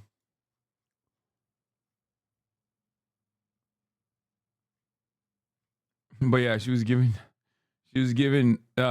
Jason the side eye. 537 is my rating for that ad break. That's crazy. Yeah, we got the W-Unk. We got the W-Unk momentum. There were a lot of people saying like super nice things. There were a couple people who were like trying to shit on me in their communities, and everyone was like, bro, you would think this guy is like, I saw some tweets from their communities being like, you think this guy is the fucking devil the way people talk about him.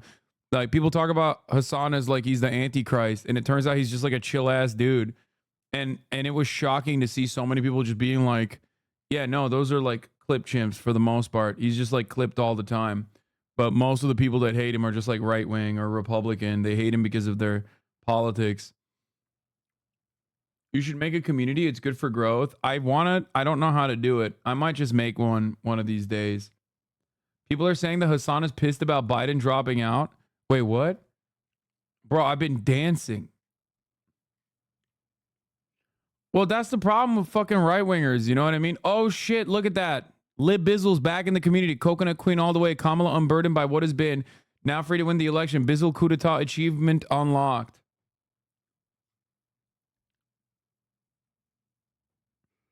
My friends keep saying Kamala insta loses because too many women don't like women. Yeah, too many women don't like women. That's why Hillary Clinton, which wasn't just a woman, but like an incredibly unlikable woman, literally won the fucking popular vote.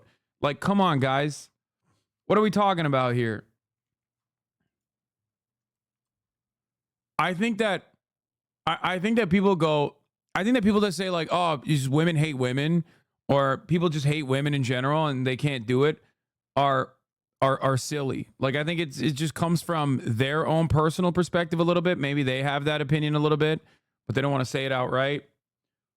But yeah, no, I know that there's misogynistic people out there. Most of them already vote for the Republican Party, but this is the moment that the Republicans start fucking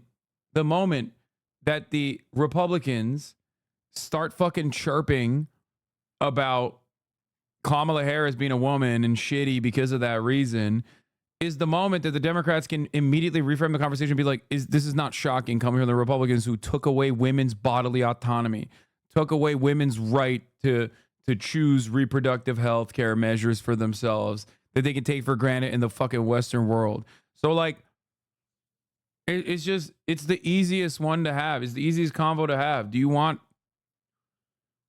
the Republicans are in a bind in that situation because they literally are locked in to this like abortion situation that they've presented for themselves. But the issue is they want to run away from it, right? They want to run away from the abortion stuff because it's deeply, deeply unpopular. Nobody wants to think about like a blonde, blue-eyed woman in fucking Texas dying as a consequence of an ectopic pregnancy that she couldn't get aborted in time. And yet that is what's happening around the country in places where the Republicans have successfully restricted access to abortion. So like that is massively consequential for this election. Kamala Harris being a woman automatically brings out the fucking forefront, and in a way that like Hillary Clinton never could. Beyond that, I hope Kamala Harris doesn't do that like, oh, you don't vote for me, you fucking hate women shit. Okay? That would be the worst possible thing to do. That's like the classic Hillary Clinton supporters doing that shit. I hope that she doesn't do that. I hope she sticks to the issues, because obviously women from a variety of different backgrounds have won elections in North America.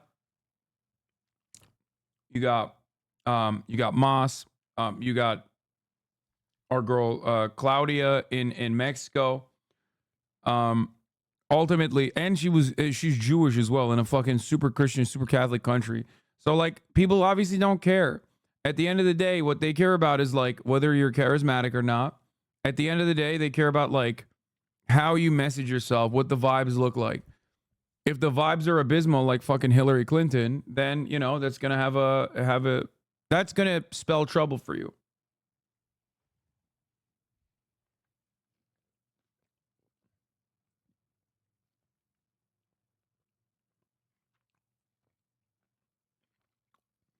Anyway, everything in my power to unite the Democratic Party and unite our nation to defeat Donald Trump and his extreme Project 2025 agenda. ABC News White House correspondent Mary Bruce has the latest for us. Facing unsustainable pressure from his own party, President Joe Biden deciding to exit the race, announcing he will not seek a second term. Calls for him to step aside have been growing since his disastrous debate performance in late June. From the start, the president speaking with a raspy voice, at times stumbling and trailing off, unable to finish his thought. Making sure that we're able to make every single solitary person eligible for what I've been able to do with the with the COVID, with dealing with everything we have to do with, look, if we finally beat Medicare. Even on the issues. That's disrespect. Come on, he's dead. He's dead already. That's disrespect. I'm just kidding. He deserves it. He deserves it all. Fuck this man. God, I hate him.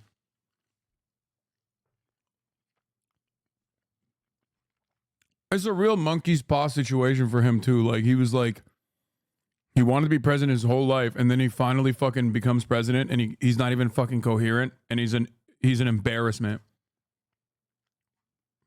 And they beg him to step aside for like a month. And then he says, only God can judge me. And then God gives him COVID like 3 days later. But your friend Nancy Pelosi actually framed the question that I think is on the minds of millions of Americans. Was this a bad episode or the sign of a more serious condition? It was a bad episode. No indication of any serious condition. I was exhausted. I didn't listen to my instincts in terms of preparing, and I had a bad night. Many Democrats questioning if Biden had the stamina for a second term. I have medical doctors traveling everywhere, every president does, as you know. Medical doctors, some of the best in the world, travel me everywhere I go.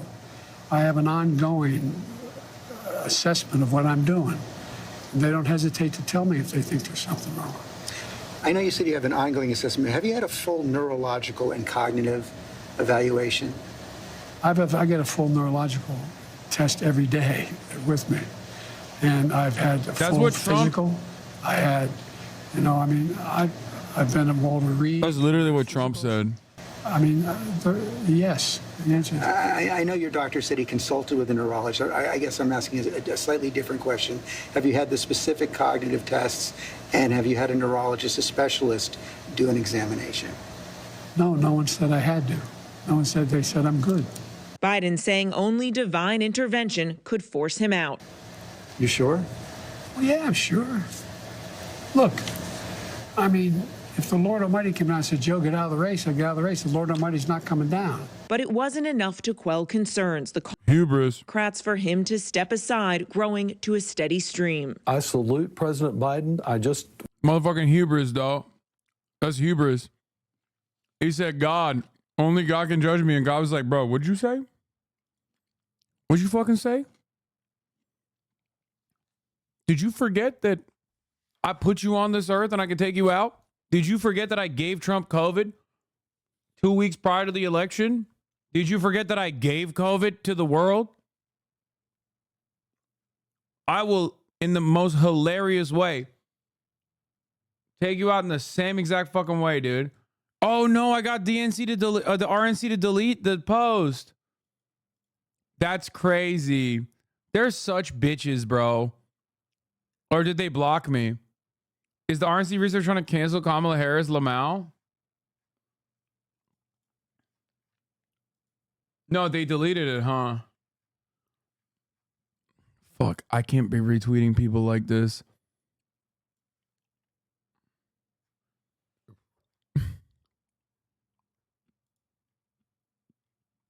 They're taking advantage of my political instincts. A diagnosis, reckoning with his political reality. It's the job he'd spent a lifetime working toward, more than a half a century in Washington, earning a reputation as a lawmaker with friends on both sides of the aisle. A man who led with empathy after enduring so many personal tragedies, including the loss of his first wife and their young daughter, and later his beloved. Flashback, Kamala laughed and said, well said, when an attendee at her event mockingly used the term mentally R-worded to attack President Trump.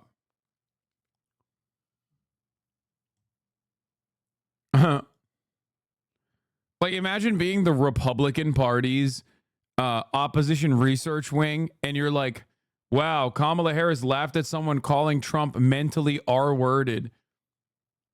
Are you fucking stupid? You're the Republican Party. What do you mean? Are you marketing for Kamala now? Like, that's precisely what the Republicans say and do. What? Brianna Wu is now on Team Coconut? Yeah, whatever, dude. She's a fucking idiot. Who cares? She was literally doing she was doing the fucking weird thing. The classic, like, oh, Starship Troopers is not a fascist work. She's just so stupid. Who cares? Just let her, bro, let that just go away. No one gives a shit at this point. I think the only people that care about her are people who are just like simply still trying to dunk on her. Bro, Donald Trump got shot, and Brianna Wu, literally, the first thing that she did, Donald Trump's body hadn't even hit the fucking floor yet. First thing that dumbass did was post about my old tweet against fucking Tom Cotton, because Tom Cotton was saying, like, as a sitting senator, he was saying, like, we should kill protesters. So I quote retweeted it with a meme, and she posted that fucking meme and immediately said, it's too early to tell what the shooter's ideology is, but I'm immediately going to blame Hassan for it anyway. And even her own fan base was like, bro, what are you saying? Like, what the fuck are you talking about? Look at the tweet that you screenshotted. In the tweet that you screenshotted, you're talking about a Republican sitting senator actively demanding to kill protesters. And Hassan is the worst person here. There were people being like, I don't even like Hassan. And you're out of your fucking mind here. She's just a pathetic destiny orbiter. And that's it. There's nothing else. Desperately looking to suckle on my teat.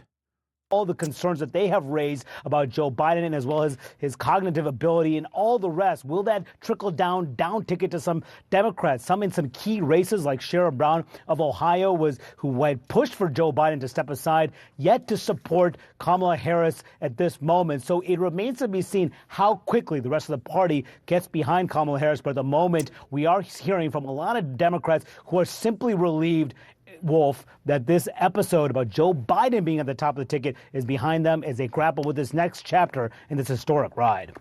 Wolf. All right, interesting. Mano, thank you very, very much. I want to bring in Jeff Zeleny right now. Jeff, an urgent effort clearly is underway right now across the Democratic Party to rally behind Vice President Kamala Harris. So what are you hearing? Well, if it absolutely is, really minute by minute, telephone calls are being made from the vice president to lawmakers and other officials trying to secure their support for the nomination. We've really seen just a dramatic movement here in the last several hours. Let's look at the Clintons, for example. Both former President Bill Clinton and Secretary of State Hillary Clinton praised Joe Biden, but in the same statement just a little earlier today, they also said they fully support Kamala Harris. Barack Obama has taken a different approach to this. He put out a statement earlier saying that he, of course, praises Joe Biden, and that's what the statement was about, really talking about his effort to get out of the race and his selfless act, but also leaving open the question of who he would support. Talking to his advisors, I am told that he is staying out of this for now and wants to play a unifying role at the end of this, much like he did in the 2020 primary campaign. That's being criticized by some, but this is the approach he has taken. Yeah, unifying his Bernie. Former Speaker Nancy Pelosi, she also has not weighed in. So, look, this process is moving, but there is no doubt no one has stepped up to run against her, and that is also significant. Several hours. Dude, Obama sucks so bad. Like, I know Democrats love him and shit, but God, he's so fucking annoying. He told Joe not to run in 2016, which was, now we know, a bad idea. Okay, he was like, no, step aside for Clinton. And honestly, that one is kind of fair because who would have thought, right? And then in 2020, he made everyone else step aside for Biden because he was terrified of Bernie Sanders. That was a massively consequential move that even someone as stupid as myself could tell you was wrong a mile away. And I did. I have not stopped criticizing the issue with having Biden be the fucking candidate in 2019 and 2020 since 2020. I have not stopped. I've been talking about how he's a one-term president. We're losing our incumbent advantage if he's the guy. What the fuck are we doing? What a stupid decision. That was Barack Obama. And then up until a week ago, he was continuing along with that idiotic decision making, or at least that like absolutely selfish, self-interested way of operation, and not telling Joe Biden to fucking step aside swiftly. And he's still doing it. He's like, oh, I don't know. I'm going to be the unifying role. I don't know if I'm going to fucking endorse Kamala Harris. It's like, you're so silly, man. You're a silly guy. Now is the time for her to show that. And every single moment that goes by, they're looking for those statements, people coming out, offering support. I know we're waiting for Democratic leadership, but David and I were talking earlier. I mean, these are, Pelosi, Hakeem Jeffries, and Schumer. They have to listen to their members. Okay, they have to do a lot of listening today too before they come out and put a stake in the ground. And so this next day or two, everyone understands are going to be really critical. And yet, David, in this moment, talking to donors, I know Abby has, Van has, Alyssa, we've all been talking. They got what they wanted today. I was talking to one big donor. He said, you would think there would be a sense of celebration. Sharon Passan, thank you for the 25. Yet, one of them said to me, I'm sick to my stomach. Gifted subs. Because I have sadness for a guy who can't fulfill what he wanted. There is this deep sense of sadness. Aaron, there is a lot of affection and respect for Joe Biden among Democrats. I don't think anybody took great joy in what happened today. I worked with him for several years and was really proud to do that. And it's a sad day. This wasn't an anti-Biden movement. It was a beat Trump movement. And there was a conclusion that they didn't feel the president could do that. It wasn't a reflection on what he's already done. So, it was rough. But in terms of what's going on now, you say, why are these leaders hanging back? And Abby's right. The leaders have to listen to their members. The members they're most interested in listening to are the members who are in these competitive districts, competitive states, and they want to hear from them, and they want to examine how are you going to be affected by that. And for Pelosi, that is obviously a concern, but she's very much focused on what gives us the best chance to beat Donald Trump. That was the thing, talking to donors today, and I talked to a few of them. These were people who didn't actually, a couple weeks ago, want Kamala Harris on their ticket when they were talking about this. They seem to have all, at least the ones I spoke to, fully accepted it as Kamala Harris, and they're now all in. Well, people had to walk around the barn a couple of times and get their heads around it. Yep. Kamala Harris has not been a polling dynamo. It's not like she's the most popular, human ever born, and that weighs on people. Look, I want to say something. This is the most consequential decision this party is likely to make in this century. Who do we put up against Donald Trump? It's not an emotional decision. It's a mathematical decision.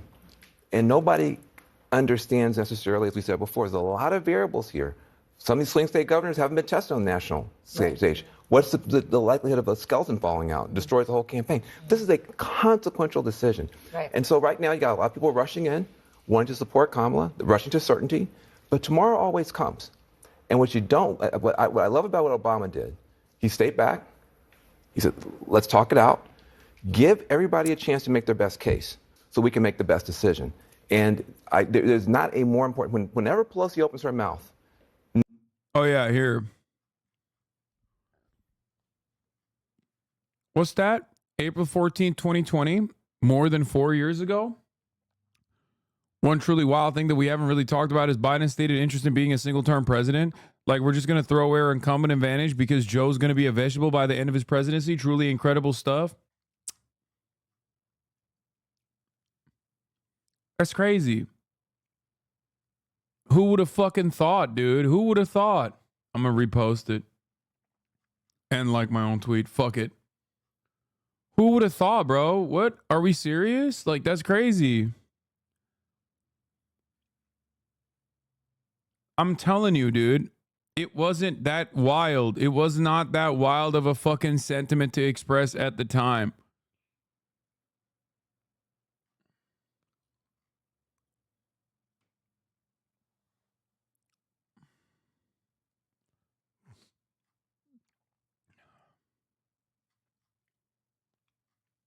Liking your own tweet is the equivalent of a self-suck. Well, I mean, I do that too, so.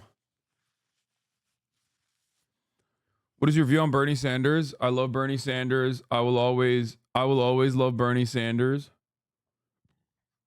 However, he has disappointed me gravely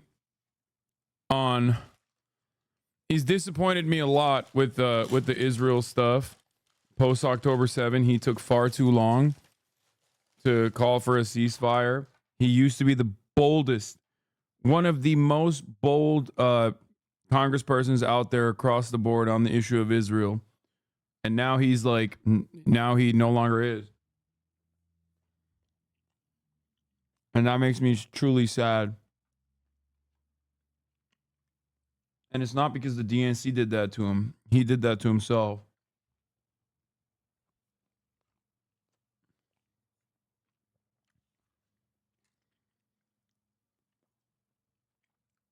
Anyway, having said that, his legacy is still very important. And I think that is something you can't take away from him. And that, for that reason alone, I will forever love that man. Even if I get disappointed with him from time to time.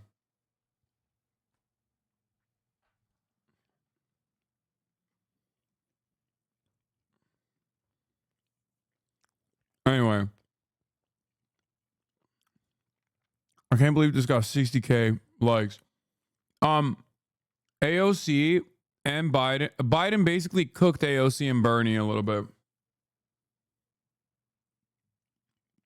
by getting them to be like this ride or die for him. That's why I said I don't think it's a smart decision. And I said it from the jump. I don't think it's a smart decision to be this aggro. It's a snapshot, and the snapshot yesterday is completely radically different than the snapshot today. Look, whatever happens on a given day, the course is clear. The path is clear for Democrats. We must win Michigan. We must win Wisconsin. We must win Pennsylvania. And by the way, we must win one congressional district, Omaha 2, because it splits its electoral votes. That will determine its electoral votes can decide the presidency. And so we now have a fundamental reset of this campaign, no question about it. Now, I'll just say one other thing on this. The reason that we are losing today is because Donald Trump has consolidated his vote. His base is maxed out, and we Democrats have not consolidated. Why? Yes. Because up until several hours ago, we weren't sure. This isn't copium. He's right. Top of the ticket. It is vitally important now with this reset that we do the following. Job one. That's it. That's the line. He's 100% right. He's absolutely right. There are so many likely voters that are tapped out. As a consequence of interest in the race and as a consequence of a fresh new face entering the fray, they absolutely will. They are absolutely votes to win.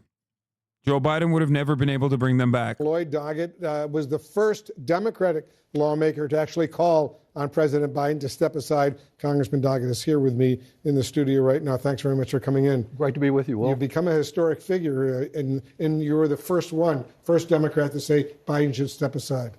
Well, it is a historic day, and President Biden made a courageous decision. Oh, dude, suck me. There were so many goddamn people before this dude. I mean, he was the only elected person doing it, but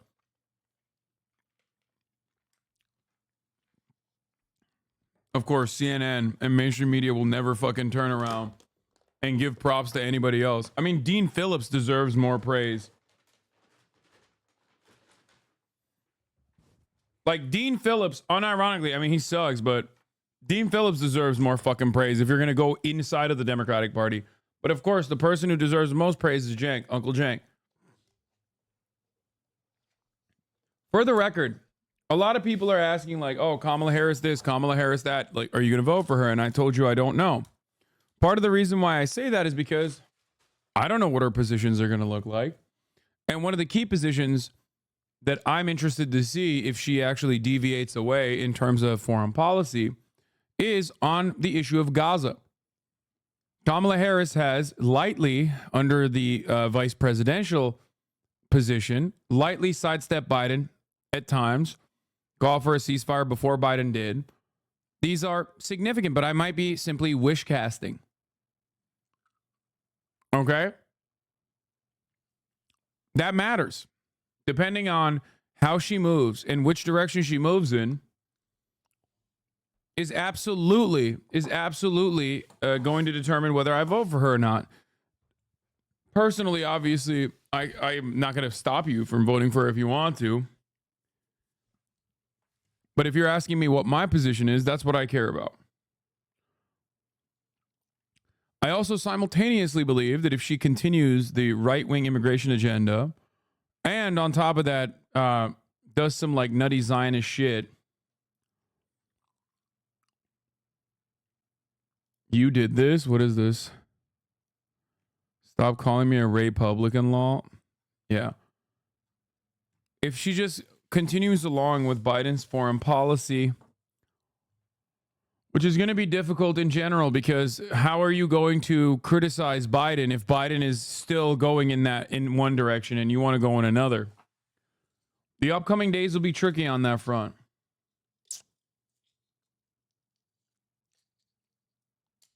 So we'll see.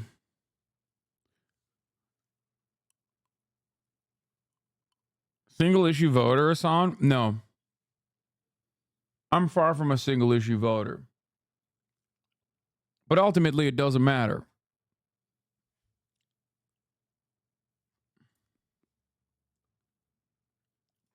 Squirrel's not being as charitable about it as you. Yeah, okay, who gives a shit? Like, yeah. Okay. She's mad at me. Why do you guys care? She'll get over it.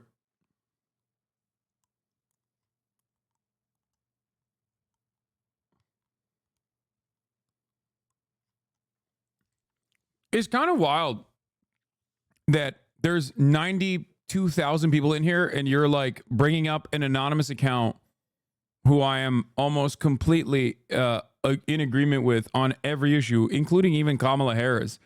I'm just holding out to see whether or not she will actually follow through on Joe Biden's agenda to a T. Also, she hates everybody, and sometimes myself as well.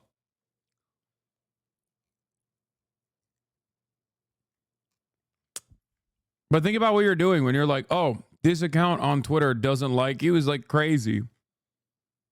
There's a million people that don't like me. Squirrel, on the other hand, is someone who I am in agreement with more times than I'm not.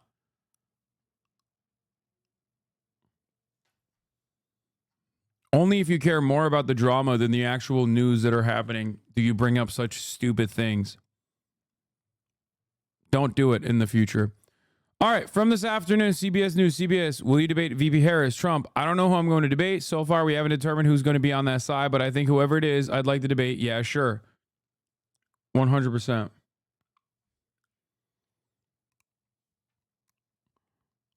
More.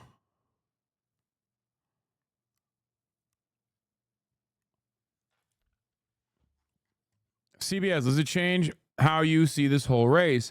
Trump, no, it's policy. The policy is still bad. The policy, whether it's him or her, wouldn't be any different. She was in charge of the border. She was the border czar. She was the worst ever. You know, it's really been a shock to the country. A lot of people got together. They kept them in a basement. The fake news media went along with it. And we have a man in there that shouldn't be in there. Trump added, I think he's been the worst president in the history of our country. He's been a disaster, the worst president we ever had. So I think it's good for the country.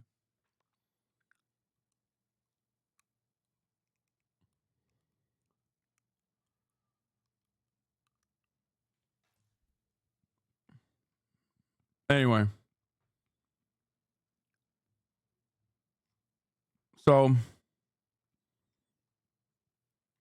by delaying his endorsement, Obama has ruined Kamala Harris' chance of becoming president, essentially committing political suicide for the Democratic Party. No, I don't think it matters that much. I think it's a shitty thing to do, though. It's a shitty thing to do in general, to not like endorse the person that Joe Biden endorsed. Like, what the fuck are you doing? But no, I don't think it ruined the Democratic Party or anything.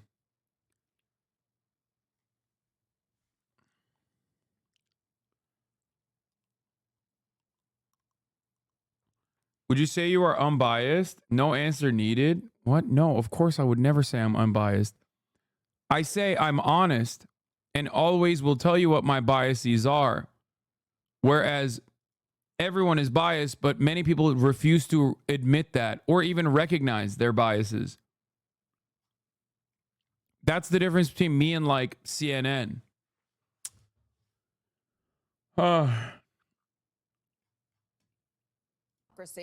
They did so with the clear understanding that we would only succeed if we were united.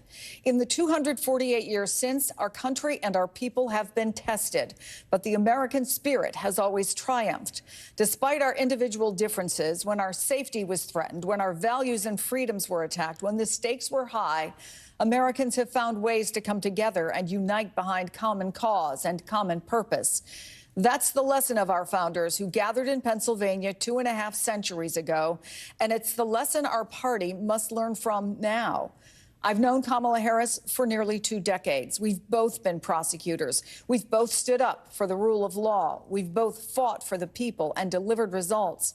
Kamala Harris is a patriot worthy of our support, and she will continue the work of generations of Americans who came before us to perfect our union, protect our democracy, and advance real freedom. She has served the country honorably as vice president, and she is ready to be president. The best path forward for the Democratic Party is to quickly unite behind Vice President Harris and refocus on winning the presidency. The contrast in this race could not be clearer, and the road to victory. Dude, the Hogs haven't been squirming as much. Oh, ew, Jared Moskowitz. I mean, his dedication to public service his entire life. We may not see that again, and so obviously this is a passing of the torch to a new generation. I think it's going to be Kamala. I have endorsed Kamala Harris. Democrats obviously very disappointed. He says, so this guy decided to genocide the Palestinians while being a one-term president, so he didn't even do it to get reelected. He did it for fun. Oh, no, he did it because he loves it, for sure. You thought that Americans care that much about Israel genociding Palestinians? Are you crazy? It wasn't even like it was barely number 4. It's really impactful for those who do care, those who become single issue voters, because genocide is, kind of hard to cast aside. But beyond that, it was like, it's foreign policy. Americans don't give a fuck about foreign policy. The entire system is designed so that we are sedated, as foreign policy just is a thing that happens, right? And it's a machine that keeps churning. Overall, American foreign policy is something that most Americans don't give a shit about. And Biden on that issue was doing it not because he wanted to be reelected. He was doing it because he said it himself. He's a Zionist. You literally just admitted you're a one-issue voter. Fucking hypocrisy. No. I said it's understandable for others to be single-issue voters when that single issue is genocide. The reasons for why I didn't want to vote for Biden, despite the fact that he was more progressive on labor than every other modern Democratic and Republican president. If one more person sends me the fucking squirrel tweet, I am going to literally put you on a fucking spaceship. Okay? I don't fucking care, dumbass. I don't care. The fuck is wrong with you? Are you a car crash victim like John Fetterman? Are you Biden? Are you Joe Biden? Do you have the same bad brain? Who fucking cares?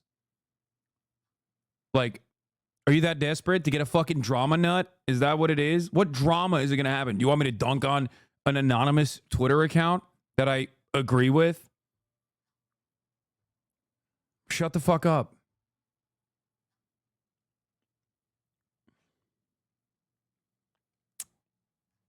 Anyway.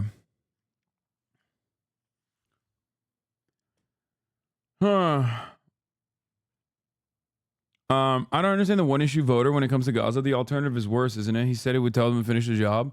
Yes, Donald Trump would be worse for Palestinians in general, as he was worse for Palestinians in general. Having said that, however, people don't think like that. Doesn't matter.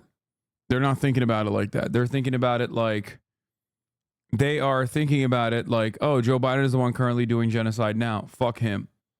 Because at the end of the day, Joe Biden has killed more Palestinians than Donald Trump has. This is the truth.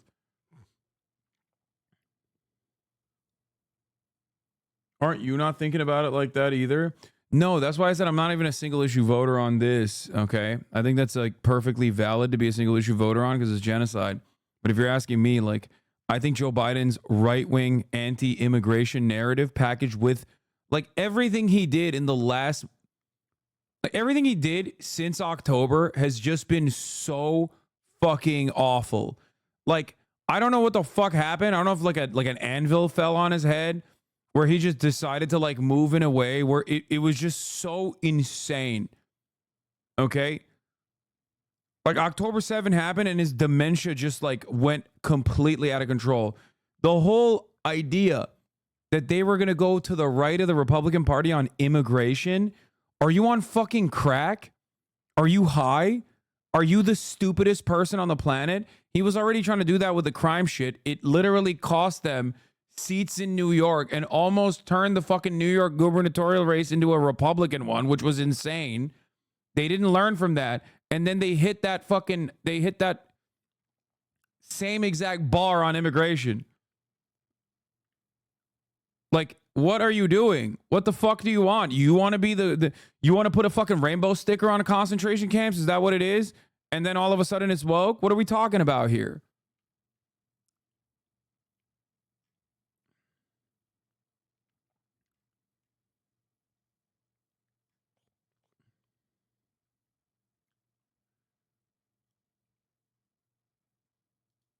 What? People on the timeline giving you advice about your post game? My man Hassan needs to worry less about the presidential campaign and more about his post game. We need more ass, Hassan. Like I was just trying to. How did? We're too big to be calling lame ass fouls. Lower 3, not him for shit. Like I was just trying to. Oh, he's talking shit. He said he's too big to be calling lame ass fouls. I'm sorry, bro. He hit my fucking arm. What do you want? That. What is that?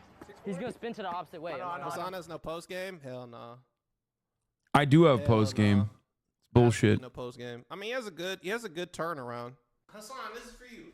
When you back down, when you get the ball, first of all, call for the ball. Get low, call for the ball.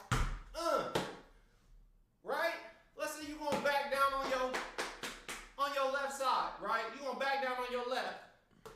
Stick your ass.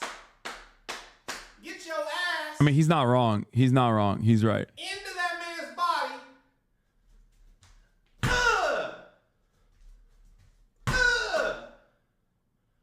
You feel me? I think my biggest problem is I don't like playing bully ball. And I'm also too comfortable. Max was saying you're big but you're soft. Yeah, that's because he was talking shit.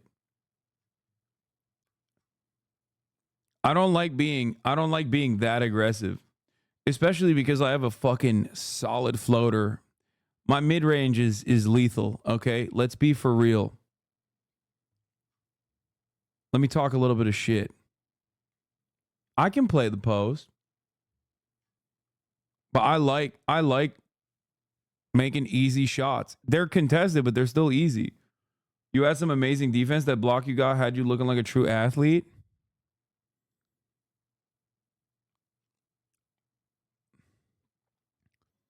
Yeah, that's my arm, and that's Max. But, I mean, he's just, like, shorter than me. That's the other thing. How many times a week do you lift? I lift 4 times a week. Legendary new Hassan ball gif. Yeah, that was great. Oh, shit. Oh, shit. What's up? What's up, big dog? Oh, you're here to do laundry? Okay. I feel you. No, it's not Felix, it's Marat. Like that. Get your ass into his Yes, you had some, what? Webby defense where you held on Jason, then flipped your hips and blocked Max's layup.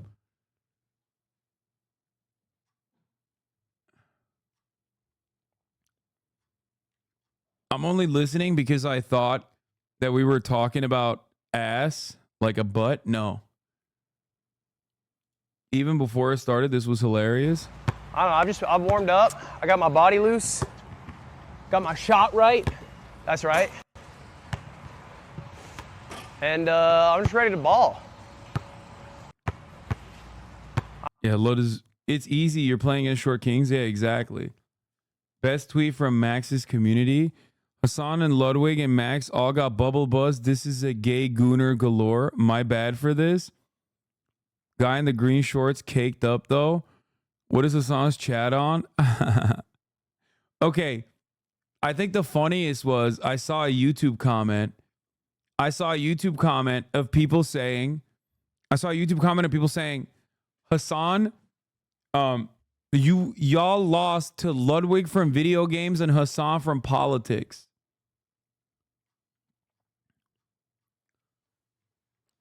Which is true, they did.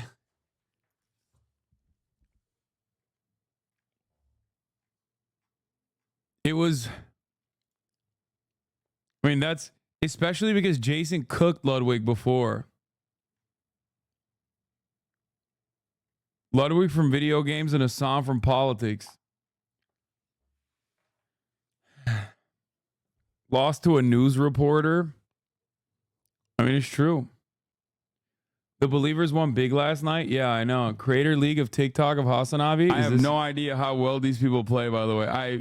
Zero clue. Duke is coaching. He's not playing. Oh, they drafted. J-Dub is 6'8". Oh, no. They all play good. Marcellus Howard played college basketball. Oh, no. I'm so fucking cooked. If you get blocked or crossed up, I'm unsubbing. I'm going to get blocked and crossed up. Ray's insane. Jason's all right. Max is all right. Cash is all right. Dashay is absolute dog shit. Some legit insane ballers. YPK Ray plays in a pretty good Pro-Am league with hella ex overseas G League players. Oh, no. Oh, my God. Am I getting... Hassan is actually a hooper, bro. Nah, it's crazy to get cooked by Lowy from video games and Hassan from politics. Hassan moving like Jokic.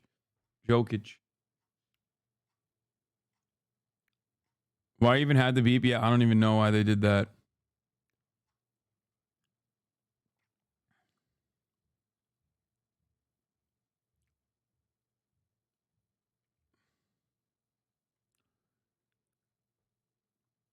Gotta stop watching Kyrie clips and open up some Jokic clips.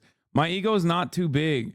My ego will never be that big for basketball. The utterly silly. Oh, this is funny. The grinder shit. Of Grinder at the Republican. But yeah. EuroLeague aura. Jason was not practicing the day before. You need some milk, please? I do. You need some milk. Bye later. That was cute. You got drafted pretty late by Mark. How does that make you feel? First of all, I got drafted